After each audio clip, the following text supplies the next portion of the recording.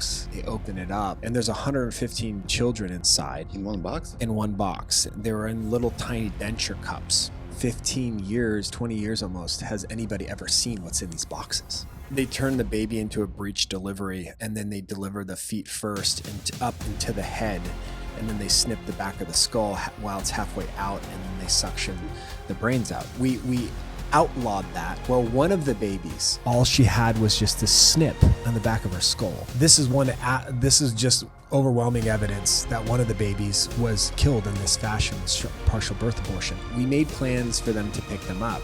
So who shows up to pick up these babies is not the DCPD, but the FBI to pick up the girl who found them.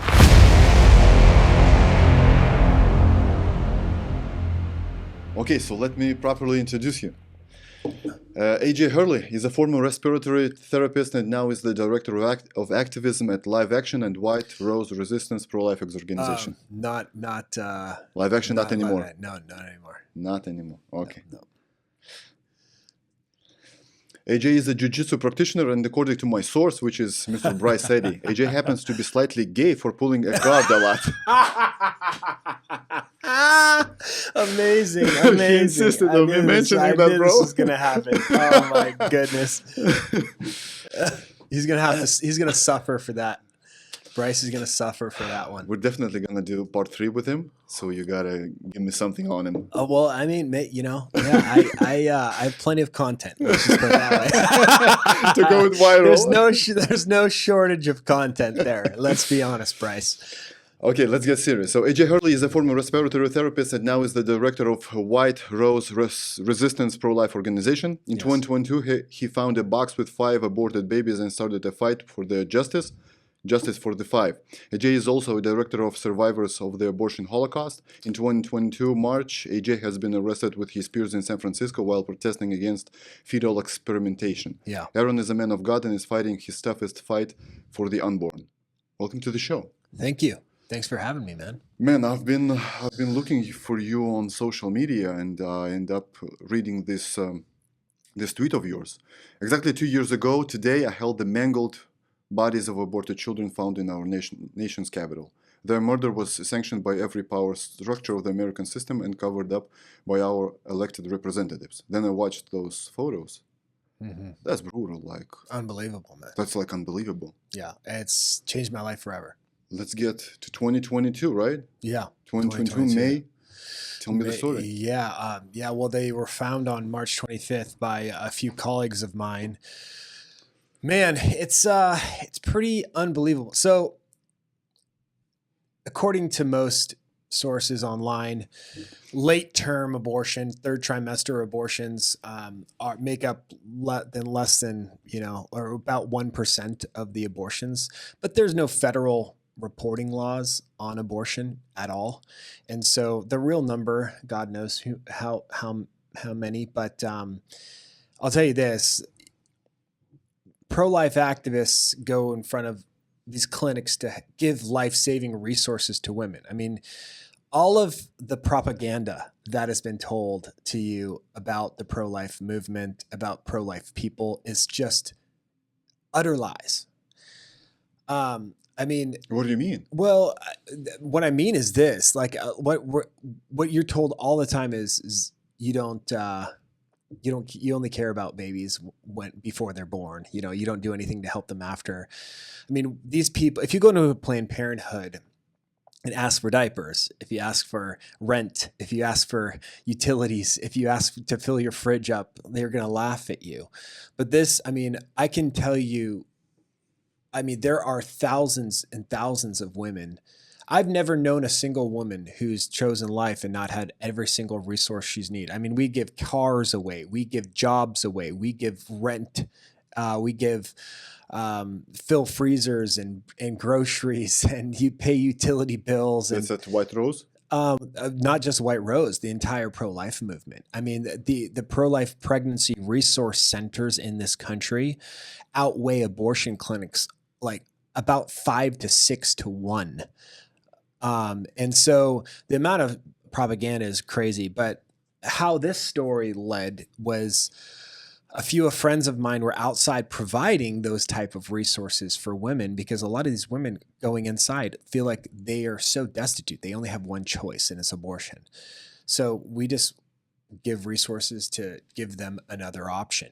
Well, what's pretty well known, in as if you stand in front of an abortion clinic for long enough, is that they have to get rid of the babies. You know, women go in with their babies and they come out without their babies, but then the babies actually end up having to go out and get disposed of eventually. And so these medical waste trucks pull up once every 1 to 3 months, sometimes a little longer. They go in, they unload boxes from inside. They get the boxes of babies that are all packaged up, and then they unload them in dollies. They dolly them to the trucks that are waiting outside. They load all the boxes of babies up, and then they drive them to medical incinerators. So what do they do? Do they burn the bodies? They burn the bodies of the babies, yeah. And so I took a picture of this happening. I was actually out, and there's a famous abortion clinic in New York. It used to be called Margaret Sanger Planned Parenthood. They took the name off in 2020 because she was a racist, and the whole Black Lives Matter thing got wind of that. But anyway, I know I'm getting along with the story here, but I took a picture of these guys going in and unloading these boxes, and I posted that on social media. My friends saw that, and then saw a driver going in 2 days later to this abortion clinic. So they approached the driver and said, "Sir, like, do you know what's in those boxes?" And he had no clue. He was just, I mean, these guys get paid $20 an hour, just for driving. Yeah, just for driving. And so they go to liposuction, they go to all these different surgical clinics. Well, they said, no, sir, look at the sign that said abortion clinic. Those are the bodies of the children in this community. And apparently his face just visibly disturbed. And the boxes are just regular boxes. But he never thought that these are, for however many years he's loading hundreds, what about the smell? Thousands. Oh, well, so that's the other thing about it, is the smell. Apparently, I mean, I will never forget the smell, but I've talked to subsequent waste drivers after this, and they said the smell is just unbearable at these places. But again, they're going through all different types of surgical clinics, and that smells too. But it wasn't, the babies were in formaldehyde type of solution in buckets. But so they appeal to this driver and say, "Sir, do you know what's in those boxes?" They use this opportunity to say, those are human beings. Those are members of the community. Can we give these babies a proper dignity and a funeral that they deserve? And he was kind of ambivalent over the thing. He just was like, I'm going around the corner, do whatever you want to do. I don't care. I scanned all these boxes in. So they take a box and they open it up, and there's 115 children inside. In one box? In one box. They were in little tiny denture cups, literally blue denture cups, bluish green denture cups. And then towards the bottom of the box, there's bigger buckets. And they open up this box, and there's 5 nearly full-term third trimester babies inside. And more than that, we'll get into the details in terms of like what federal laws we have on the books, but these babies have evidence that they've been born alive. Some of them, so there's a procedure called a partial birth abortion. That's federally outlawed. So we have, and that procedure is pretty gruesome. They turn the baby into a breech delivery, and then they deliver the feet first and up into the head, and then they snip the back of the skull while it's halfway out, and then they suction the brains out. It's called a partial birth abortion, and this was happening across the nation, and they kind of got word of it because of Gosnell. I don't know if you've ever heard of Gosnell, but he was an abortionist that ended up getting life in prison because he was killing babies outside of the womb as they were coming out. But a lot of these procedures were developed because of to get around these laws of it being out and then illegal, and then so you're killing it on the way out. So baby is coming out. You pull it by the legs. Yeah. But it's supposed to come by the head. Yeah, exactly. You turn it into a breech position where its face is down, and then you deliver it up to the head, and then you have access to the head, so you can kill the baby, right? And it's in the womb. Yes, and it's technically still in the womb. So this is called a partial birth abortion, and that we outlawed that. Well, one of the babies there was nothing wrong with her. All she had was just a snip on the back of her skull. And you don't kill a baby. There's no other way to kill a baby. Like, how do you? So this is just overwhelming evidence that one of the babies was killed in this fashion with partial birth abortion. Another baby was still in the amniotic sac, completely undisturbed. And so that's another thing. How do you kill a baby without it not coming out alive and it being completely in an undisturbed amniotic sac? Another baby, what do you almost think full they did term. to him, for instance, for that baby? Well, in that baby, so there's 3 different procedures that they do: chemical abortion, and a DNC, and then a labor induction. So what they probably did was just they induced labor. Let's go through all those 3. Yeah, sure. So they probably, in that case, just induced labor, delivered the baby out, and just let it to suffocate in its own amniotic sac, in its own amniotic fluid. That's probably what happened. What kind of people are those? The same type of people that would kill babies inside the womb. I mean, Paulo, this is just like, it's a crazy distinction that there's a difference between this layer of film of flesh as it's okay in here, and okay, now it's murder. Like it's crazy talk. But this is the type of rational justification. Even when I'm explaining this to you, in the back of my head, I'm going like, who is actually buying this logic that it's barbaric if an abortionist does it while its feet's out but its head's still in and cuts it, rather than 10 minutes earlier when you're chopping the arms and legs off of the child, crushing the skull and delivering it out piece by piece. That's how I rationalize right. it. There you go. But you see the whole body. You see the neck. The head stays in the woman's body, and you just yeah. And so it changed my life. We were called in to help with this whole thing. My wife and I. There was 4 activists who uncovered these children. My wife and I, and then this girl, Teresa, and Lauren. And so it became somewhat of a national news story. But it was, I mean, we could go into the crazy. Let's go. That's why we're here. So, yeah.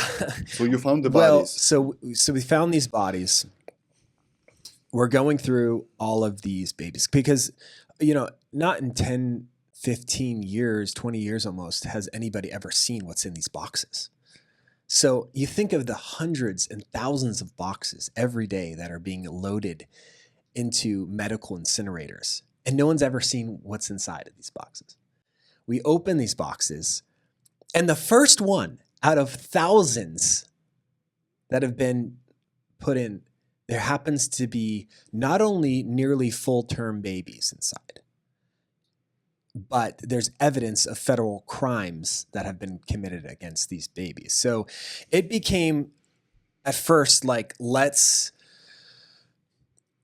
try to take photos of these to show the world. But then as we're taking photos of them, it became apparent that, wow, there's something more here. And actually Gosnell type of crimes have been committed potentially against these babies, and we need to turn these children over to the police. So when I was watching the video that you were holding this baby, so for me the first reaction was, it's almost like I was watching the X-Files from the 1990s, and they were showing like the aliens. It it appeared surreal. It's Yeah. Oh, that's you can't exactly acknowledge how that it that's felt. a human being. It's exactly how it felt. It felt Like cold an and alien. sterile and just like, I can't believe this is happening. I mean, and the first people asked me what it felt like when the lid was opened on those babies, it was just, my heart, brother, was just filled with utter rage as a man. That anybody could do this to a precious little child. Not to mention, we're doing this to 3,000 children a single day in America. 1 million children a year are either getting chemically poisoned to death or violently dismembered inside the very place that they should be most protected. The safest place in the world has become a death chamber. A brutal death chamber for these babies. Unconscionable. I will never be the same. I mean, that was the first thing that kind of exited my brain was, wow, I am never going to recover from this. So I'm not sure whether YouTube's not going to ban this if I show the videos and the photos. So I just put the link of AJ's Instagram. Sure. Click the link and watch the videos yourself. You're going to be astonished, like amazed. Yeah. Well, and so we made plans. We contacted lawyers because we didn't know what to do. We made plans to turn these babies into the DCPD. They said, well, we'll come there, you know? And so we made plans for these babies to be picked up. Well, that's a kind of a crime scene. You found minimum five dead bodies. Yes. Well, so, and that was the crazy thing. So we promised this driver that we would give these babies a proper burial. So we took all of the first and second trimester babies that didn't have that didn't have evidence of crimes, and then we drove them to a priest to be buried.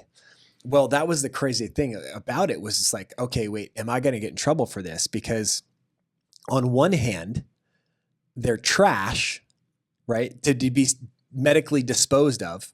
But then when it's convenient for the other side, suddenly they're human bodies and human remains that I have, and suddenly it's actually babies. So I'm like, am I going to be arrested for going and giving these babies a proper burial for, you know, I don't know, tampering with a corpse? Yeah. Or is it just taking out trash? Right. And so it's part of the hypocrisy of the other side's position on this. But 110 babies were delivered and had a proper burial, funeral mass, and a ceremony for those children. Every single one of the 115 babies were named.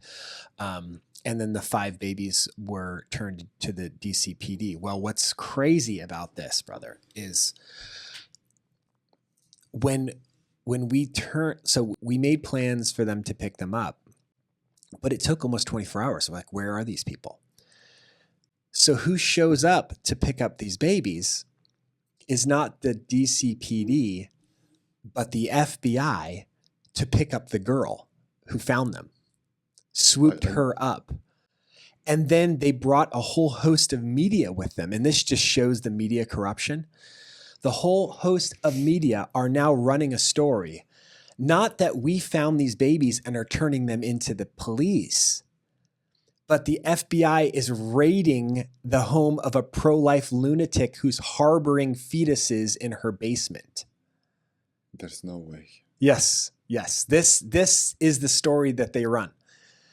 So not that we turned them in, but that they were tipped off and arrived on scene because a pro-life extremist was harboring fetuses, and they needed to prosecute her for harboring fetuses in her headlines, House of Horrors, all this stuff. And all the media is turned on these pro-life activists for having them in their possession, instead of the fact that this abortion clinic had them in their refrigerator for 3 months before they turn them over to the medical waste distributor. By the way, the medical waste distributor on their the medical waste facility, they boast online of renewable energy because they take the combustion that they create for all of the mass that they burn. They use that combustion and then they create electricity from the combustion and call it renewable energy. That's fact. Yes, yeah. So if you go on to it's Curtis Bay Energy Company, and what's crazy, they had to change their name because the slogan on their thing was "From Womb to Tomb, Medical Waste." No way. Yes, From womb to tomb. medical waste, renewable medical waste facility from womb to tomb.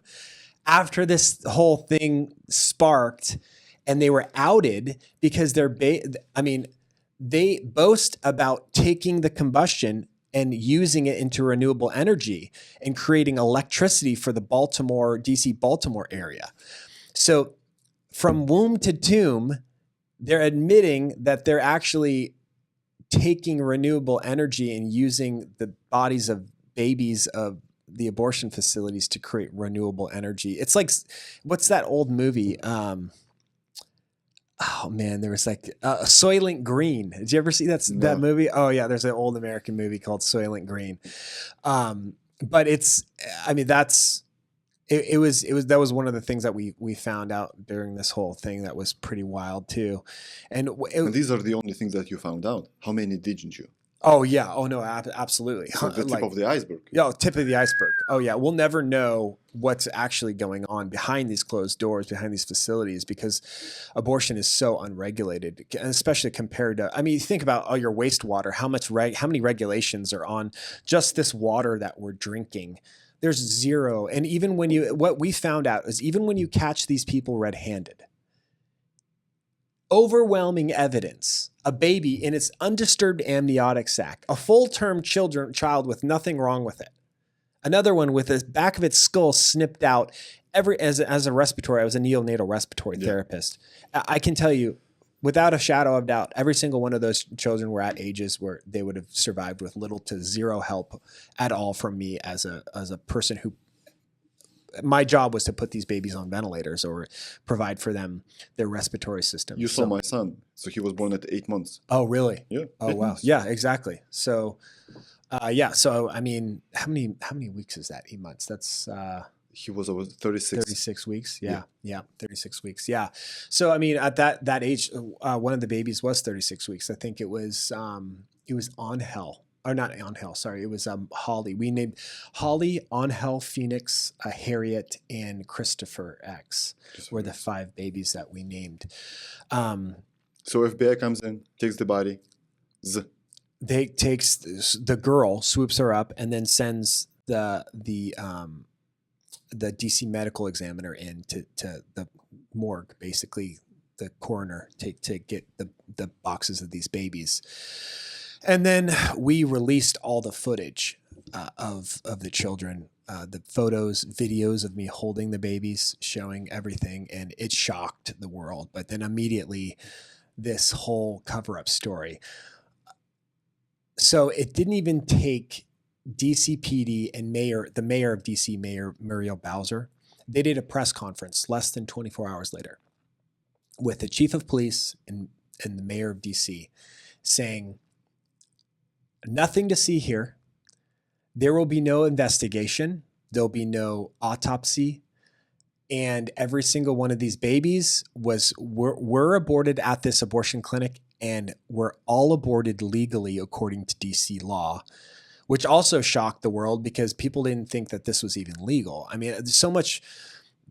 Half of my job as a pro-life activist is just to convince people that this actually happens, because they don't believe you. Up to this, they thought this was just pure conspiracy theory. Yeah, just ignorant. Yeah, totally. And not to mention that if you look at the reasoning if you go to their own research data on this, that they will admit that most of late-term abortions are all elective. They're not for medical reasons. They're for the same reasons why you would a normal woman would abort any other child during any other gestational age. Was it family problems? She's not getting along with her boyfriend, or she didn't have the financial reasons, or some of these women are so in such bad shape in their health and so obese they don't even know they're pregnant. So all the reasons why women abort at this later gestational age are the same reasons why they abort at early age. And so much propaganda from the other side is shown that there is not a single shred of evidence to prove that these babies are aborted for medical reasons whatsoever, purely for elective procedures. Obviously, there are exceptions to that, but the vast majority of them are for elective reasons as to why they're aborted. What happens next? What's now? So we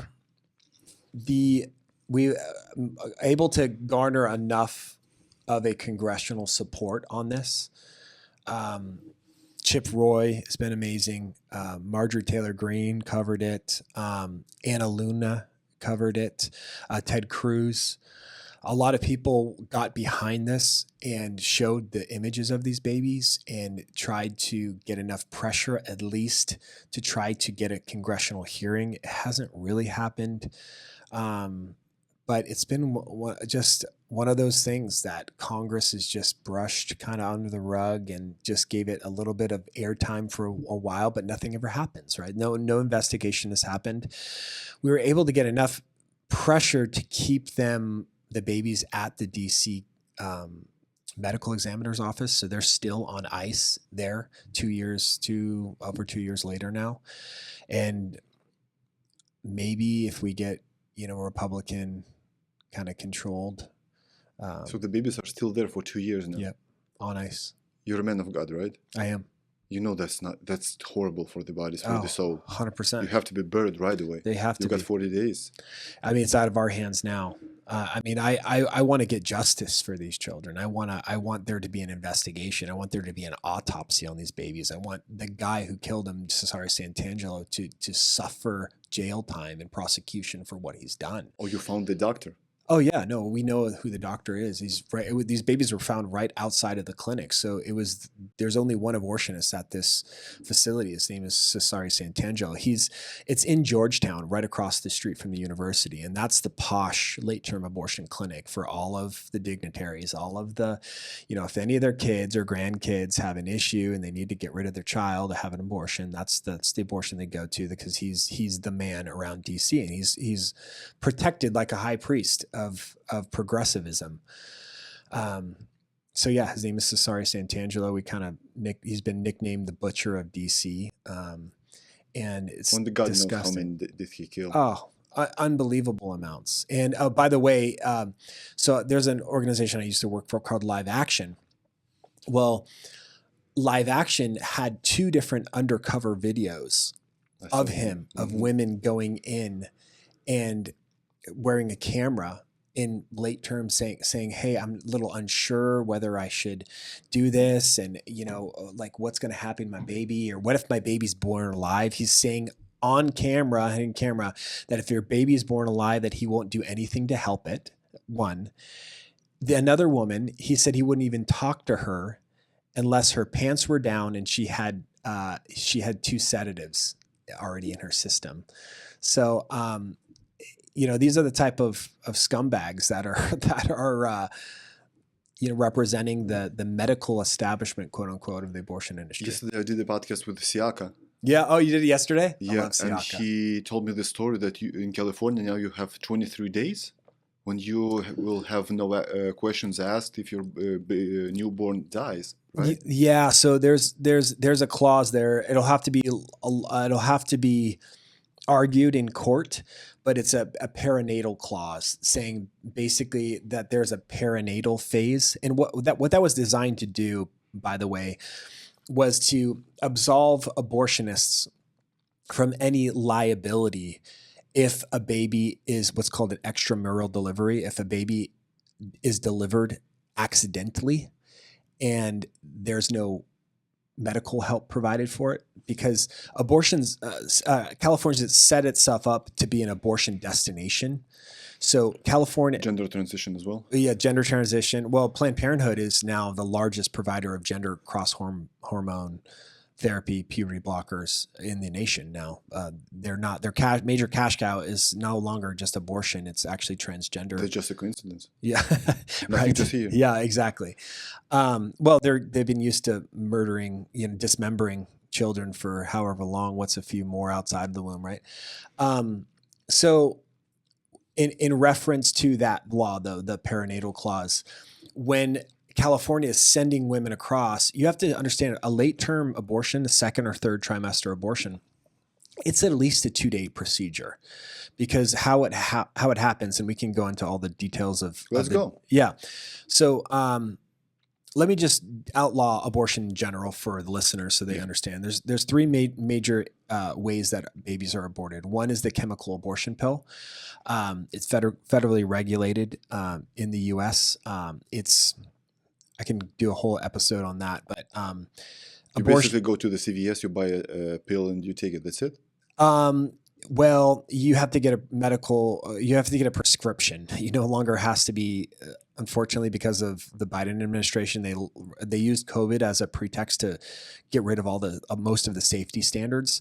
Before, it was only approved to 7 weeks. You had to go to a medical clinic and check in 2 or 3 days in order to make sure that the woman is, because it's so dangerous to the women that are taking it. 6% of the women who take the abortion pill actually are hospitalized, have to go to and if you read the abortion pill, mifepristone, even in their black box warning, which is the safety warning in the inside of the box of medication, it says that alone 6% of the women will end up being hospitalized, requiring an extra DNC procedure to remove an incomplete abortion. The safety on mifepristone is very suspect. The politics that is surrounded to bring it to market is crazy. We can do a whole podcast on that whole thing. But so it's 2 pills. The first pill is called mifepristone. That pill is the abortion pill. RU46 is another. That's the medical kind of scientific terminology. RU stands for Russell-Oklov, which is the original patent, has the original patent on the drug, and 46 was the number of the pill. So that starves the baby of an essential hormone called progesterone. So babies need progesterone in order to grow and live. It's the nourishment for them. So it starves the baby of that hormone and kills it. The second pill induces labor. It's called misoprostol. So they're given a pill of two pill regimen. Mifepristone is the first one. Misoprostol is the second one. It induces labor and contractions, and then the woman gives birth in the toilet to a dead baby, and then the baby's flushed down the toilet. So up to 7 weeks. Up to, well, that's what it's approved for. So, and then they relax the safety standards to 10 weeks. And then they took the requirement that you didn't even have to be in person anymore from COVID, that you can just get it over the phone. And then they made it so where a doctor doesn't even need to prescribe it anymore. And so who can prescribe it? Any type of medical professional, a nurse practitioner. You don't even have to be a doctor to prescribe mifepristone. 10 weeks. How big is the baby? 10 weeks, about, I don't know, about that big. I mean, the babies that we saw in those cups were about that big. So you definitely feel it when it comes. Oh, absolutely. I mean, the amount of blood and cramping is pretty significant. I mean, all you got to do is type in online, and women are talking about how horrible, like, the pain of that abortion pill is. Very, very, very traumatic for women who are taking it. And then a lot of these women are seeing their babies because they have to look, and then they're seeing, wow, this isn't just a lump of clubs. That's that baby with arms and legs and fingers. And I mean, 21 days after conception, the baby's heart beats. Yeah. And so, but prior to that pill, you can have another pill on the second day, right? That's another way of not having a baby. The one that Olivia Rodrigo was handling on one of her concerts. That's Plan B. Plan Probably. B, yeah. Plan B is just an emergency contraceptive. So it's like a high dose of hormonal birth control. That's not technically it is an abortifacient, but most of the time it's not. There's a lot of misinformation. But that's not good for women's body as well. Oh right? my gosh, it's a hormonal birth control is horrible for women's bodies. Also, I mean, feminists are saying that. A lot of women are exposing how bad a birth control is for women. By the way, I mean, even environmentally, no one knows that. I mean, we're one of the drops in not only testosterone among men, but one of the drops in fertility is just due to the fact that you have how many millions of women that are on hormonal birth control, and how many of these women are peeing out gallons of urine from bodies that are fulfilled, right? And we're now drinking it, and so the estrogen. Yeah, it's all estrogenetic is the thing, and so we're reaping the consequences of all of these big pharma solution to all of these problems that should be just solved with self-control and self-mastery and personal government. But that's not it's not something that you can make money off of. The pills.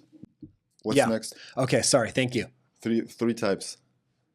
Your job, brother, is to keep me focused. Caffeinated and focused. So that's the abortion pill. Then the next common procedure is called a DNE, dilation and so when I say three abortion, those are three procedures, and then plus one chemical pill abortion. So chemical pill abortion, a DNE, DNC is the next common one. It stands for dilation and curettage, and the baby is small enough to where they can just dilate and then insert a surgical curette and basically scrape the inside lining of the uterus and cut up the fetal remains, and then they suction out the contents into with a vacuum tube. Yes, with a vacuum tube, and then that gets put into a little thing, and then that gets put into a denture cup and sent off to the medical incinerator also. And it's extremely painful, right? Yeah, I mean, it's not as painful as like a DNE or a DNE. The DNE is probably way more painful because the baby's so much larger, and most of the time they use actually sedatives and pain management for that. But there's tons of bleeding after. Oh my gosh, tons of bleeding after. The risk of hemorrhaging is hard, but the abortion pill is actually I think it's 6 times more dangerous than a surgical abortion. People don't even know that. 6 times more dangerous for a chemical abortion than actually the surgical one. Then you have the dilation and evacuation. So this is babies that are larger. And what they do is they dilate the cervix with something called laminaria usually. Sometimes they'll use like a mechanical dilator, but it's a seaweed. And you stick these sticks of seaweed into the cervix, and it's like a big sponge. And all of the tissues that have water in them, they all the water leaks into this laminaria, fills up, and then you're just left with a big hole basically because of all of the dilation that occurs.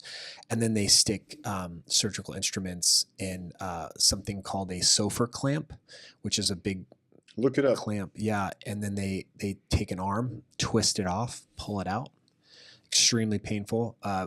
Recent medical research. There's been a study that was groundbreaking in the last couple of years called Reconsidering Fetal Pain. They've now know that at 12 weeks that fetuses can feel pain at 12 weeks. And they pull the arms and legs off, twisting and yanking them off the body one by one. And then at last they crush the skull and pull the pieces out, and then they assemble all the pieces to make sure they haven't gotten any. Like a puzzle. Yep. And then they vacuum the rest out of the contents. And that is called the DNE. one of the babies in the that we found was a DNA. It was Holly. She was totally Holly and Angel were both brutally dismembered. And then the last is a labor induction. So the same thing, they'll insert laminaria. By the way, the dilation process takes 1 to 2 days. So they can get it quicker in certain type of, if they really need to, but really not less than 8 hours to dilate the cervix naturally.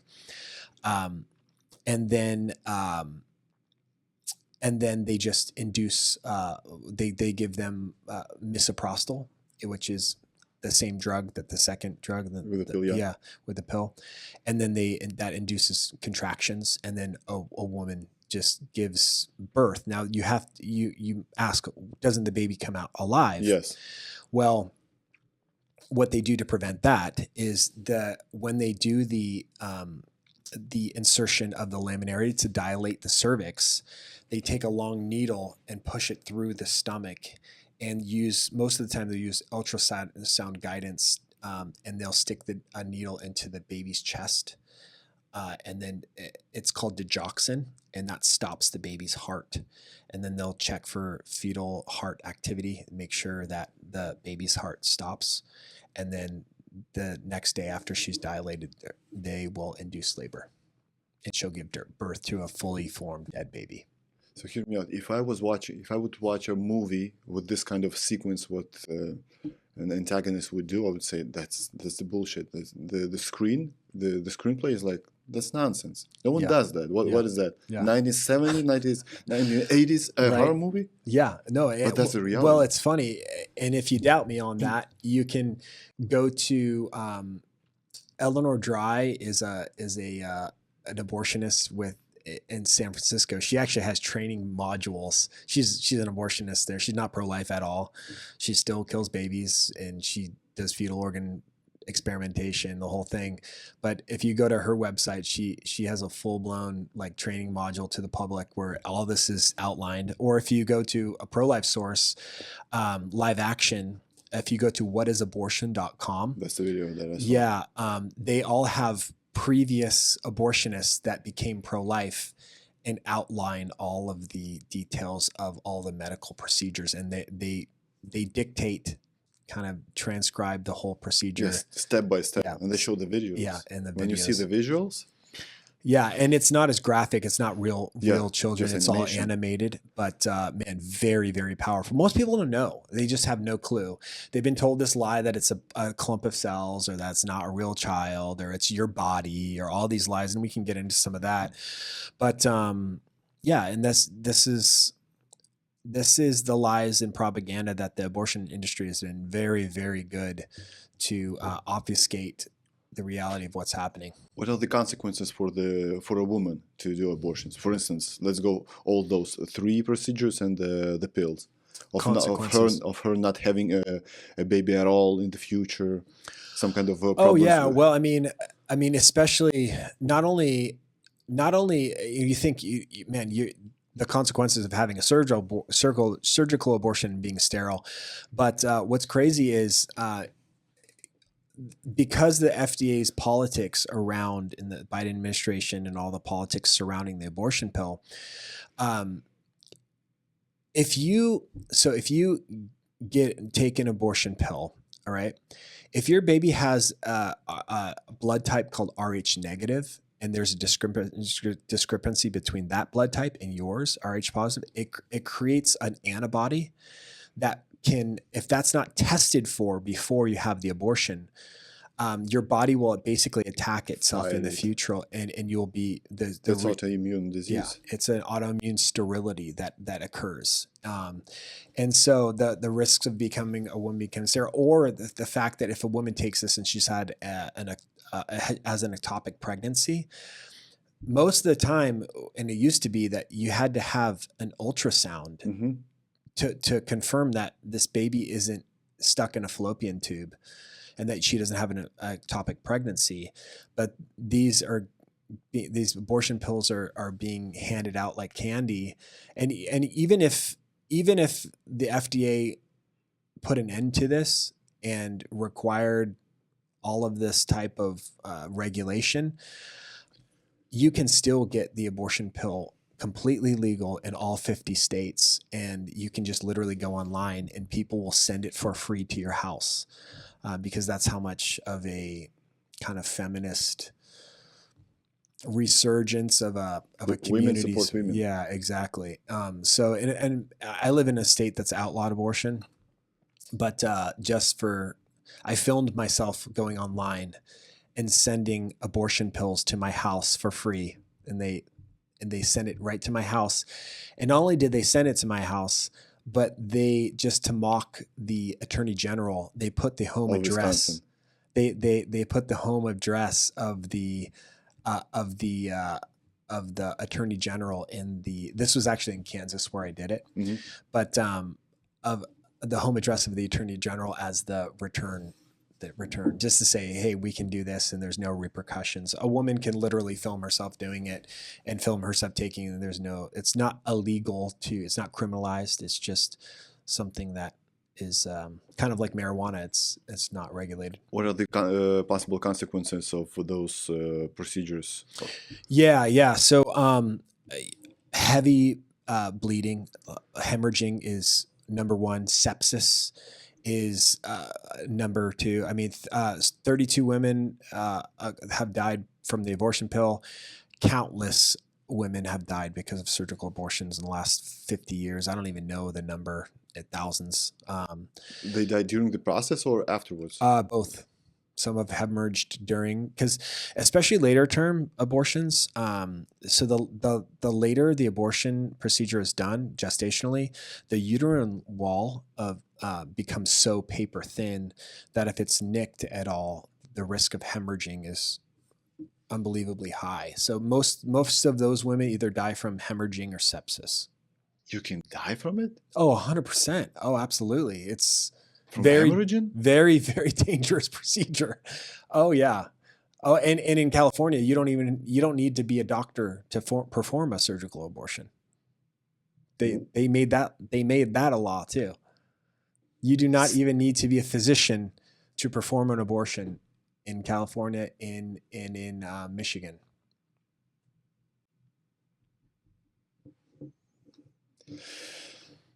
What happened in San Francisco in 2022 when you were arrested? Yeah. That's a conspiracy theory. Yeah. Let's go. Which is not. No. So it's interesting. I'll tell you what I can tell you. So I got into this, a little bit of my backstory. I worked at UCLA Medical Center as a neonatal respiratory therapist. Okay. I did 7 years there. And I started getting red pilled or black pilled on this whole topic because one day I was looking at a premature child on a ventilator. And it dawned on me that this baby, we're putting millions of dollars of research and love and support and care for this child.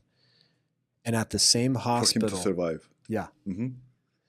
They're putting on my ventilator and I'm breathing for this little baby to keep this baby alive because a woman loves this child enough to want her baby to survive. And I love that baby enough to do everything I can to help that baby live. But then there were babies in the Women's Options Center of the same hospital, now to the very day of birth in California, that can be legally killed. And the only difference between this baby and those babies is literally somebody says, decision, that baby's valuable. And I was just like, I can't be silent about this anymore. I'll never forget, like, the little baby would, sometimes babies they love to clasp on, even as a little child, and putting the little hand on my pinky, and I was just like, this is the most evil thing that we as Americans have ever supported. Look, slavery, horrible, probably equally as wrong. but we are violently pulling the arms and legs off of these children. And we're calling this healthcare. I couldn't be silent about it anymore. And so I started getting involved, speaking out against this. And I realized that very quickly my voice became powerful because I have this background that God in his providence gave me. I never even thought in a million years I would be working with little babies, but I just became a very avid voice for life. But I forgot the original question you asked me. What happened in San Francisco? Yeah, so I started speaking out, and then in 2015 there were some videos that got released by a guy named David Daleiden. Have you heard of David Daleiden? So David Daleiden's become a friend, but he was an undercover journalist, and he exposed, I think it was the most brilliant piece of undercover journalism that's ever happened in the history of the world, pretty much. He found out that the organs of second trimester children were being used in fetal experimentation. And so this was well documented. If you go to the NIH website, NIAID office, you can just literally type it in yourself, go to the research grants and type in fetal tissue. Upwards of $100 million this year of our federal tax money is going towards the organs of children to acquire for these research contracts. But he found out that you have these abortion clinics, and then you have these research facilities.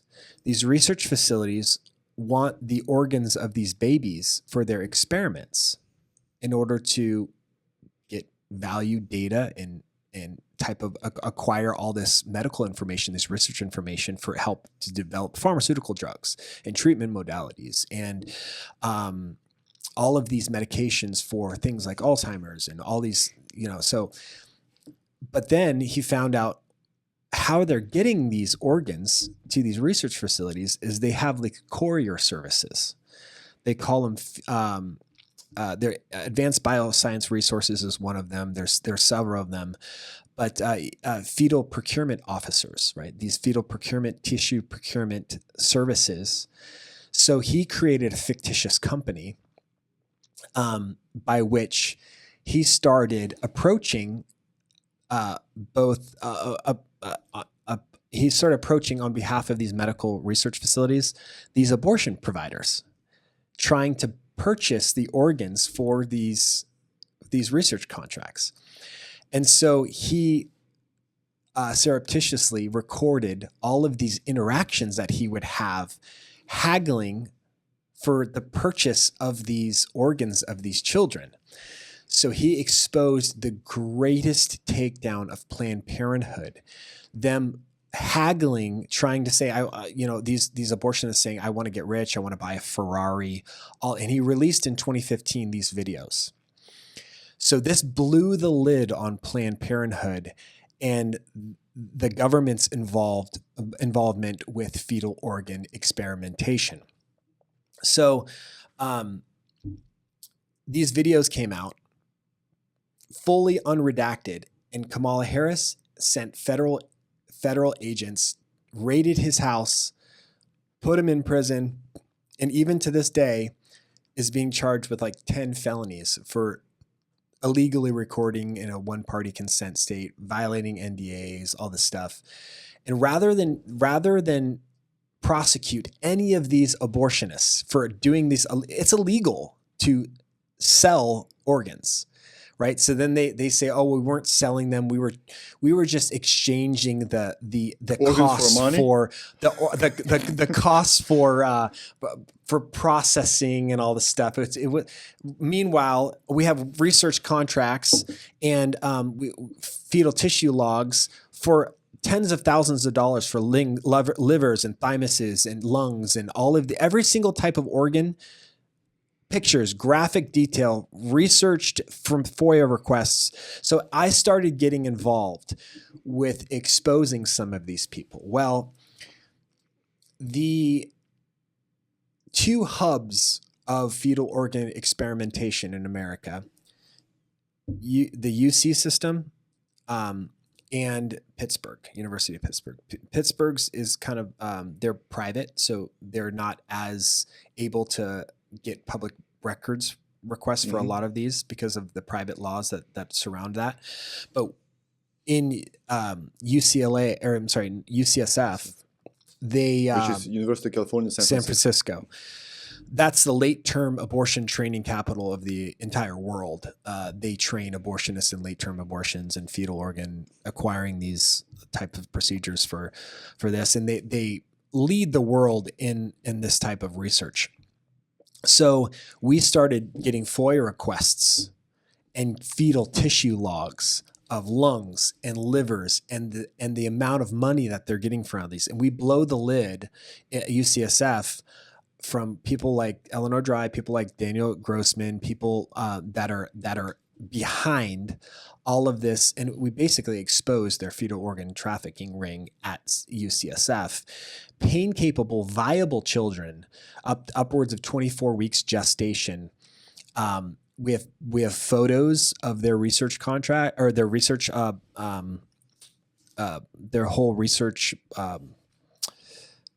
Procedures where they are grafting livers of 24-week, literally putting livers on mice. And you ask why do they do this? So there's a I don't know if you've heard of the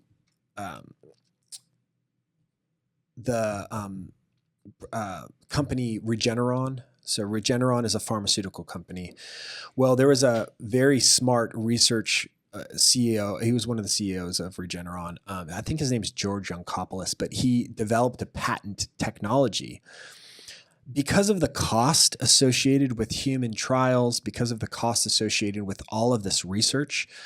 Very, very expensive to test mice, and mice don't exactly behave like humans. Yeah. So what if you could get a mouse or a rat to behave exactly like a human would?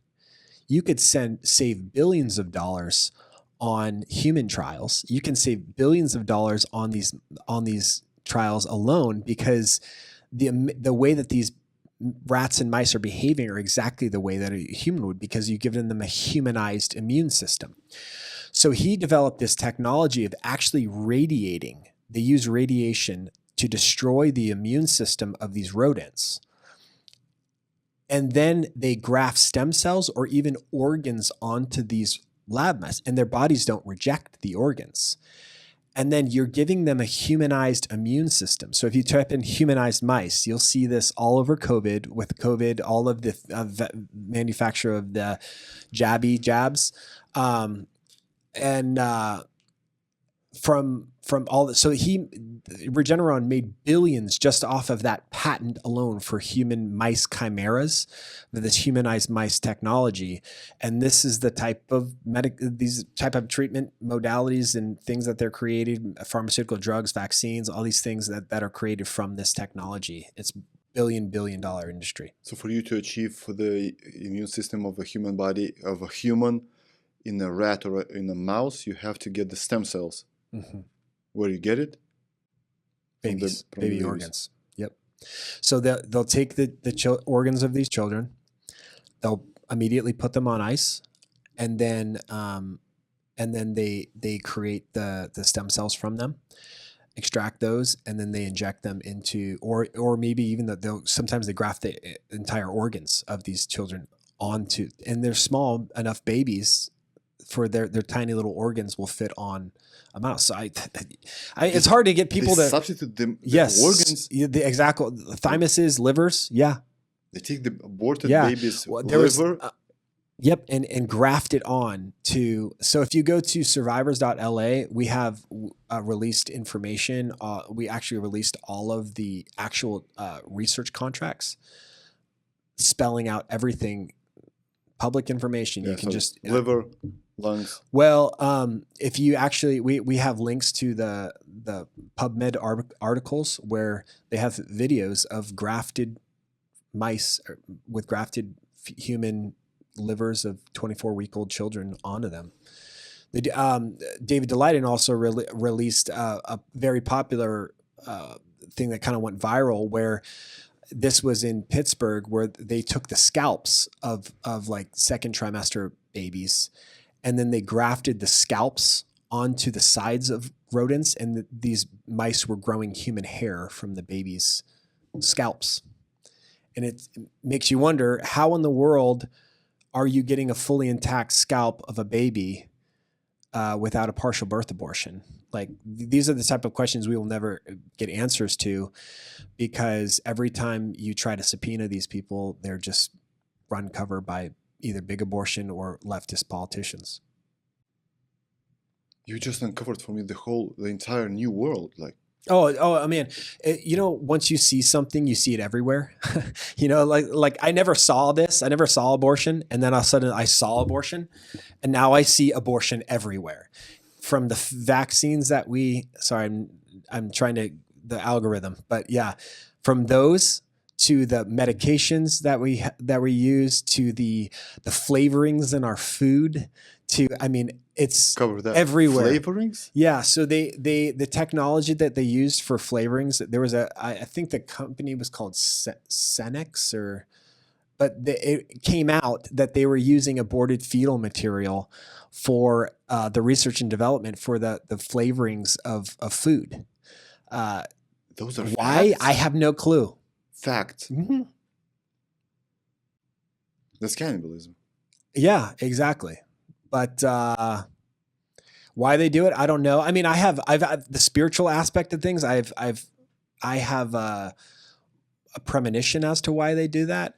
But that's extremely expensive to do a flavoring out of a human. Oh yeah, but if you can get food to taste really good, then you just eat true Italian pizza. That's it. It tastes amazing. There you go. There's olive oil, but tomatoes, mozzarella. Exactly. That's it.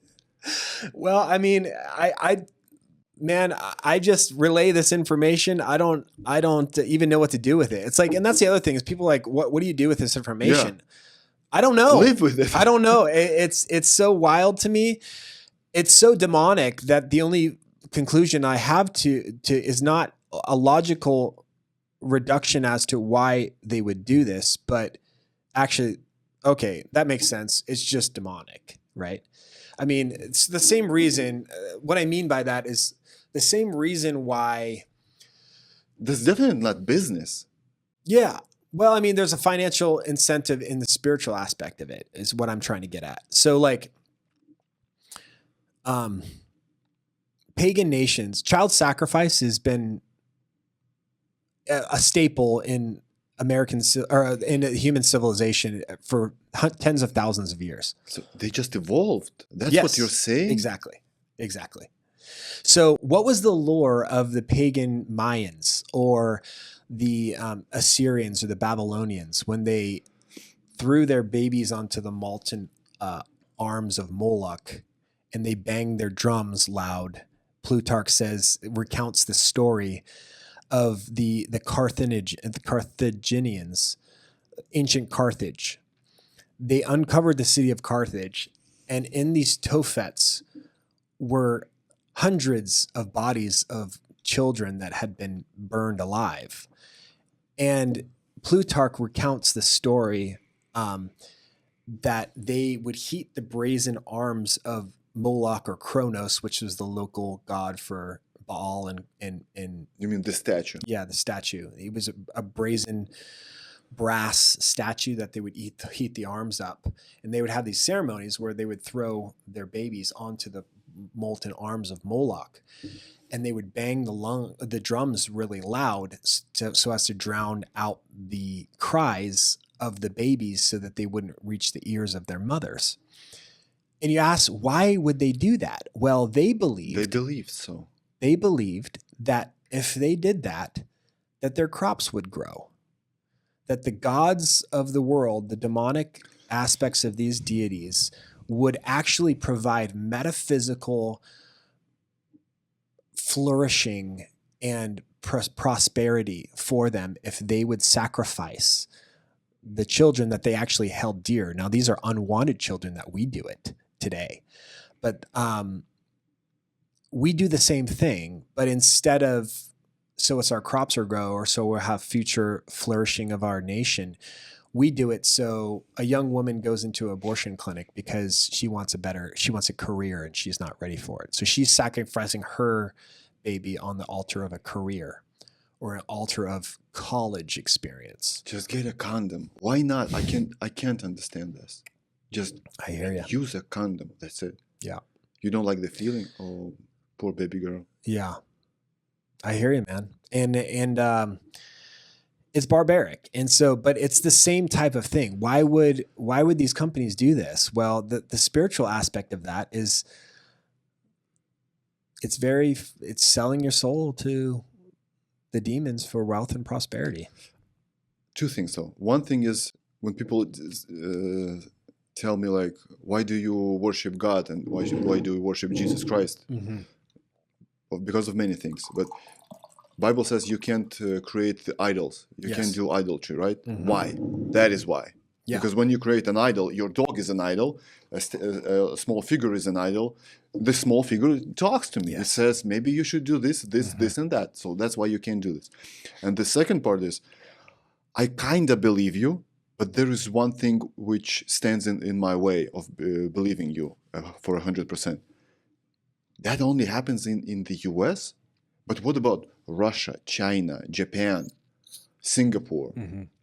I have never heard any of those things, for instance, in Russia. And I'm from former USSR. My native language is Russian, so I consume a lot of content. Oh, are you kidding me? China is unbelievable. I mean, there's no law. They do the same thing? Oh, 100%. 100%. So that's not local. I mean, think about all the stuff with all the lab stuff with this recent thing that happened. Yeah. I mean, the reason why they do that in China is because there's no laws that prevent them from doing that. Think about, I mean, the Uyghur Muslims are sitting in camps in getting basically annihilated in the worst in China. In China, yeah, because there's no human rights code of ethics that are keeping them from any of this type of behavior. And so, man, if we only know about it because there's information here, but how much in these countries? I mean, we know this is happening in Israel. We know this is happening in China. I'm not sure. I've never personally. I don't want to speak for information that I don't know, but I know definitely in a lot of the manufacturing and of the research and development is happening in Israel and in China for this. I don't know about Russia. I can't speak to that, but I mean, yeah, so it's not just here. It's a global thing. It's not local. No, but I do think that a lot of the companies that run things are American companies. A lot of these pharmaceutical companies are all American companies. Whether they are outsourcing their research and development for all this stuff into other countries, I can't speak to, but I know that it happens. So 30 to 40 to 20 years ago, there were big oil companies. They ruled the world, right? Mm-hmm. With all the drillings, Iraq, Iran, all the wars that started there. So right now it's pharmaceuticals. Oh yeah, the big pharma's like multi-billion-dollar industry. I mean, and that's why you're seeing all of the crazy aspects of the last 2 years that have happened with the tyrannical regimes that have. I mean, I lost my job at UCLA because I wouldn't take that mandatory poke, but that's the power of these companies. Yeah, and Big Pharma owns, for instance, food industry as well. Then they go also mainstream media. Farming, yeah. And they say, for instance, the food is poisoned, then you get drugs from they create the medical problems that they have to provide the solutions. And at the same time, they own the media companies that say, for instance, don't go outside. The sun is too bad for you. Mm-hmm. This is the best antiseptic, right? Yeah. The sun, vitamin D. Yeah. But they say the vice versa. Don't eat beef. Don't eat eggs. Yeah. It's bad for you. Yeah. Which is vice versa. You get and by the way, guys like oh my gosh, why am I Microsoft, Bill Gates, Oh, amazing human being. I love him to right? death. He's one of the largest supporters of abortion. It gives millions and millions of dollars to abortion across the U.S. Across the world, not just in the U.S. That's because he cares. You don't get it. So, I mean, you ask, why do they care so much about abortion? Well, it's connected to the pharmaceutical drugs and everything that they're doing to make themselves wealthy. So, I mean, and it's not just, not to mention, it's connected to the real root of all this is actually eugenics. Population control. That's the real roots of all this. So Bill Gates' father was was on the board for Planned Parenthood. I don't know if you knew that, but long history of eugenics. And eugenics just that means good genes or good genes. Yeah. And so Gene selection, something like that. Yeah. And so there's a documentary that my organization is coming out with. It's called The 1916 Project. So if you go to the 1916project.com, we're about to blow the lid open. The trailer on all give of me this. goosebumps. And so what Seth, and he's done amazing research on Margaret Sanger and these eugenicists, but he basically roots all of this in neo-Darwinism and it's social Darwinism. So the idea is the survival of the fittest, right? So if you take the survival of the fittest to its logical conclusion, if we're just monkeys and animals, right? Well, then and before that you were just a dust. Yeah. So not every human race is equal on the whole spectrum of the evolutionary process. And so part of the architects of everything that we're seeing, in fact, Hitler got a lot of his ideas of eugenics from American eugenicists. Margaret Sanger influenced Hitler so much that the term Untermensch was a word the Nazis used, the underman, the less desirable. It was like this person that's not fully human. They were called Untermensches. He got that from Margaret Sanger, who called them the underman. These people that are life not worthy of life, you know. And so that's how she saw. She impressed him. Oh yeah, she impressed Hitler. You imagine what kind of human being you have to be to impress Hitler? Yes, exactly. And so he started using a lot of her rhetoric. Her and then Lothrop Stoddard, a lot of people that were leading eugenicists that founded this movement, put in the seeds that are now coming to root with Planned Parenthood. I mean, if you think about the fact that Planned Parenthood has killed 40% of the Black population. And these are facts. 12 to 13% of the population is committing 40% of the abortions. Margaret Sanger had something called the Negro Project, which was her project to use Black ministers to squelch the kind of dissension among the ranks of the Black community as to what her real plans were. And she put targeted birth control centers, which later became Planned Parenthoods, into low-income Black and minority populations because she quote unquote, we do not want it to go out that we want to exterminate the Negro population, and the Black minister is the one who can sort it out in case that idea becomes rampant or in some of its more rebellious members, is quote unquote what she said. So she had a targeted effort to basically exterminate low-income minorities, disabled people that are not worthy of life in her eyes. That is the legacy of Planned Parenthood and Margaret Sanger. So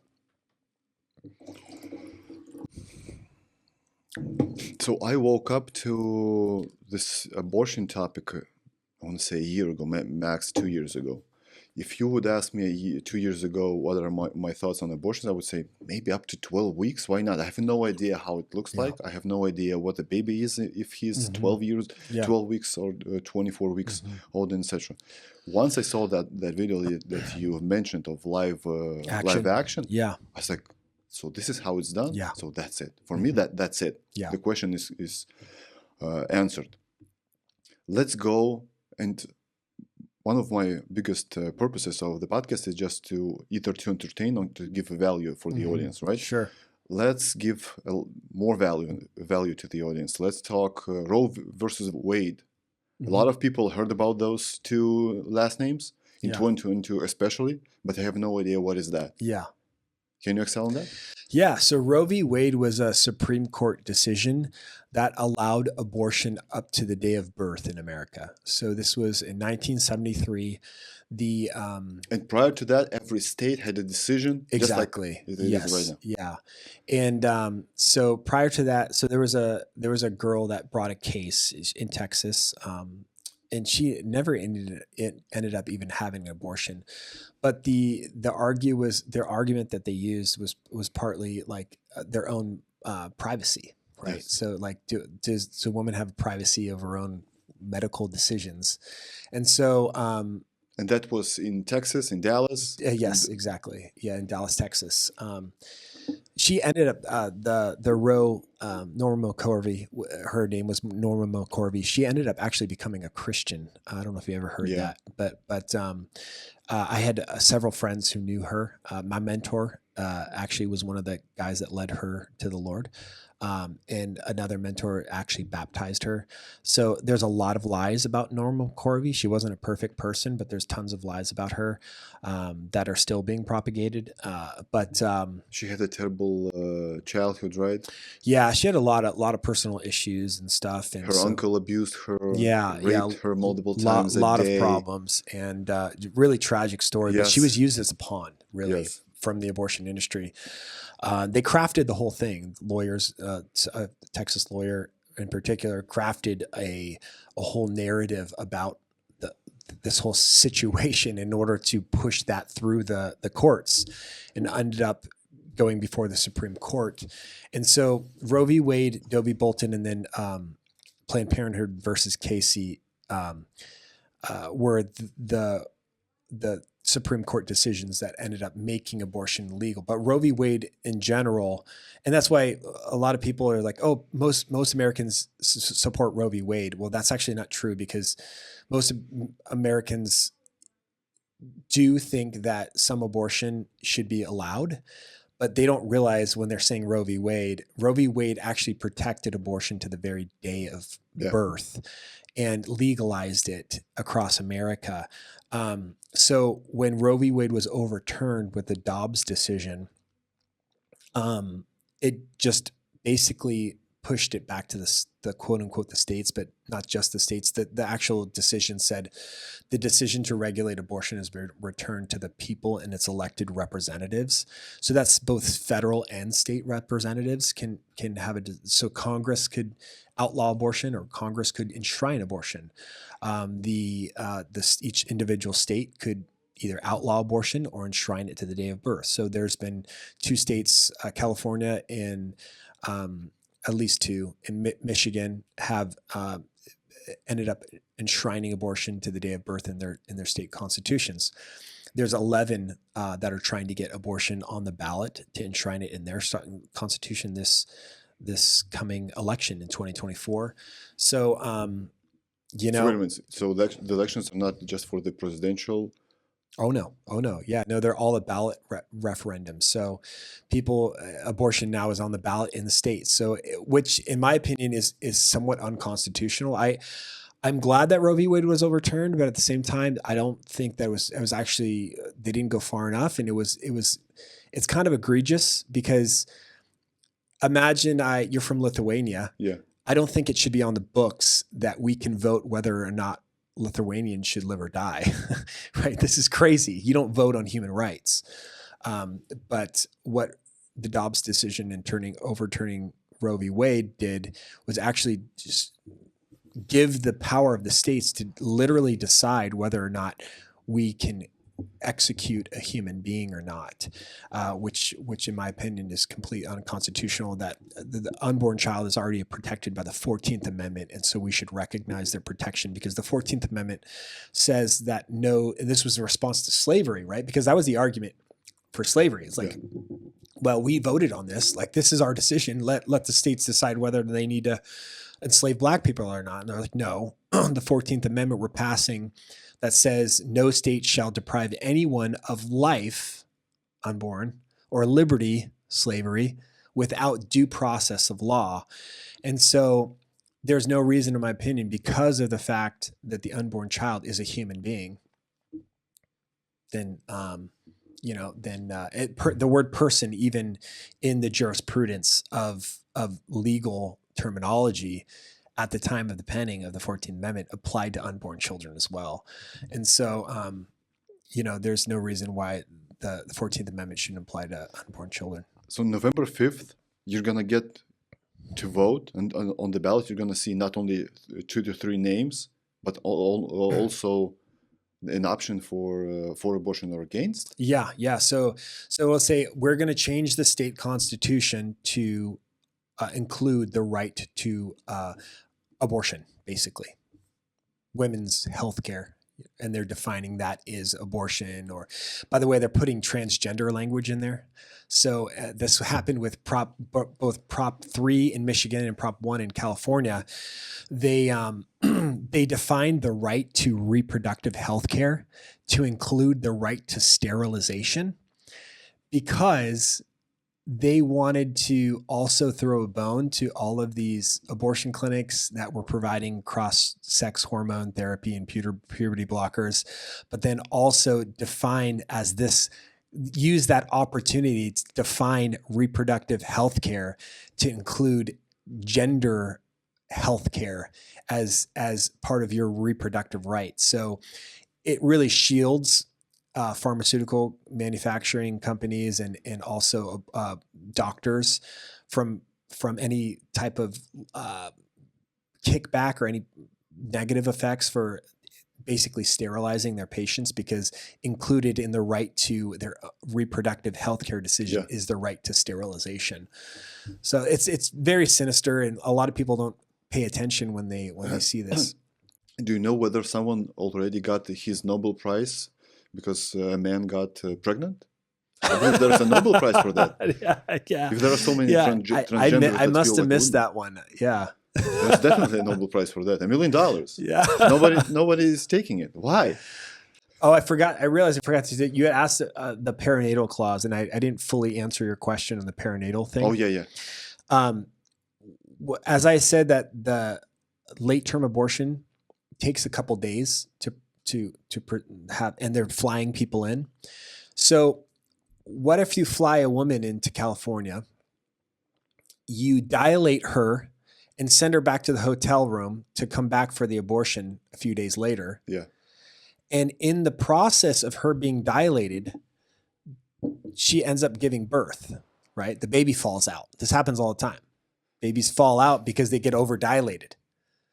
So what happens now if the baby is then left to die, or the baby dies unexpectedly, or the baby isn't given life-saving health care in the process of an abortion, right? Who's at fault?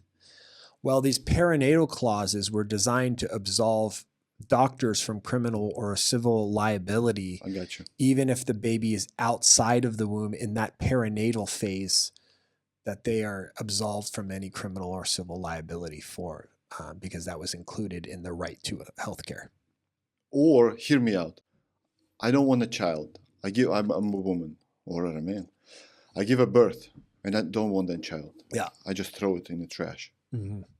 Nothing happens. Yeah, exactly. No, I mean that happens all the time too. We saw, was that in, I think, January or February, there's a girl that just was seen throwing her baby in the trash. And, normally you would get homicide charges for that, right? But that's going to, all she could say was, "Oh, I was trying to abort it." Oh man, yesterday I saw this Bumblebee post. I want to say, Satan retires because of TikTok. He has no job left. TikTok did its job. Well, it's funny because I think the Babylon Bee, right? Babylon Bee. Yeah. They have a really hard job now because satire is pretty much done. I mean, you can't, the truth now is stranger than fiction. So how do you create satire? Because everything is so freaking crazy, man.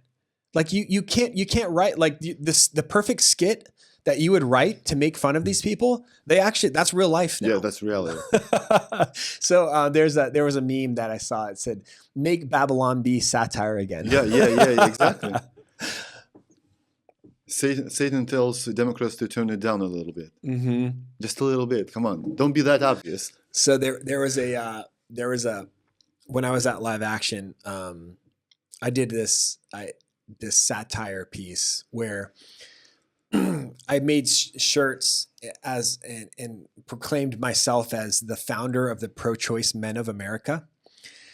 And I went and crashed the women's abortion march as the founder of the pro-choice men of America. And my shirt said, "Say no to child support." Pro-choice men of America. and my whole campaign was to show the fact that we're so happy that you're marching, the pro-choice men of America. We don't want to take responsibility for our children, and we want to keep our money. So your body, your choice, your womb, my wallet, you know, and we don't want to pay child support, and we shouldn't have to pay child support because it's your body. So thank you for marching. And just exposing the fact that abortion culture creates a whole subculture of men that use women sexually and have no responsibility for the product of their sexual choices. But that's all part of feminism. Absolutely. Pay for yourself. Yep. 50-50. Incredible, bro. Yeah. Oh no, totally. I can get on 2 dates instead of one. I've had the other day, I never forget it. I had a woman get mad at me for opening the door for her. Where? This was in West Hollywood. No. Yep. How old was she? She was like in her 20s. I can open the door for myself. Blue hair? No, not blue hair. Obese? I would pass. A bigot.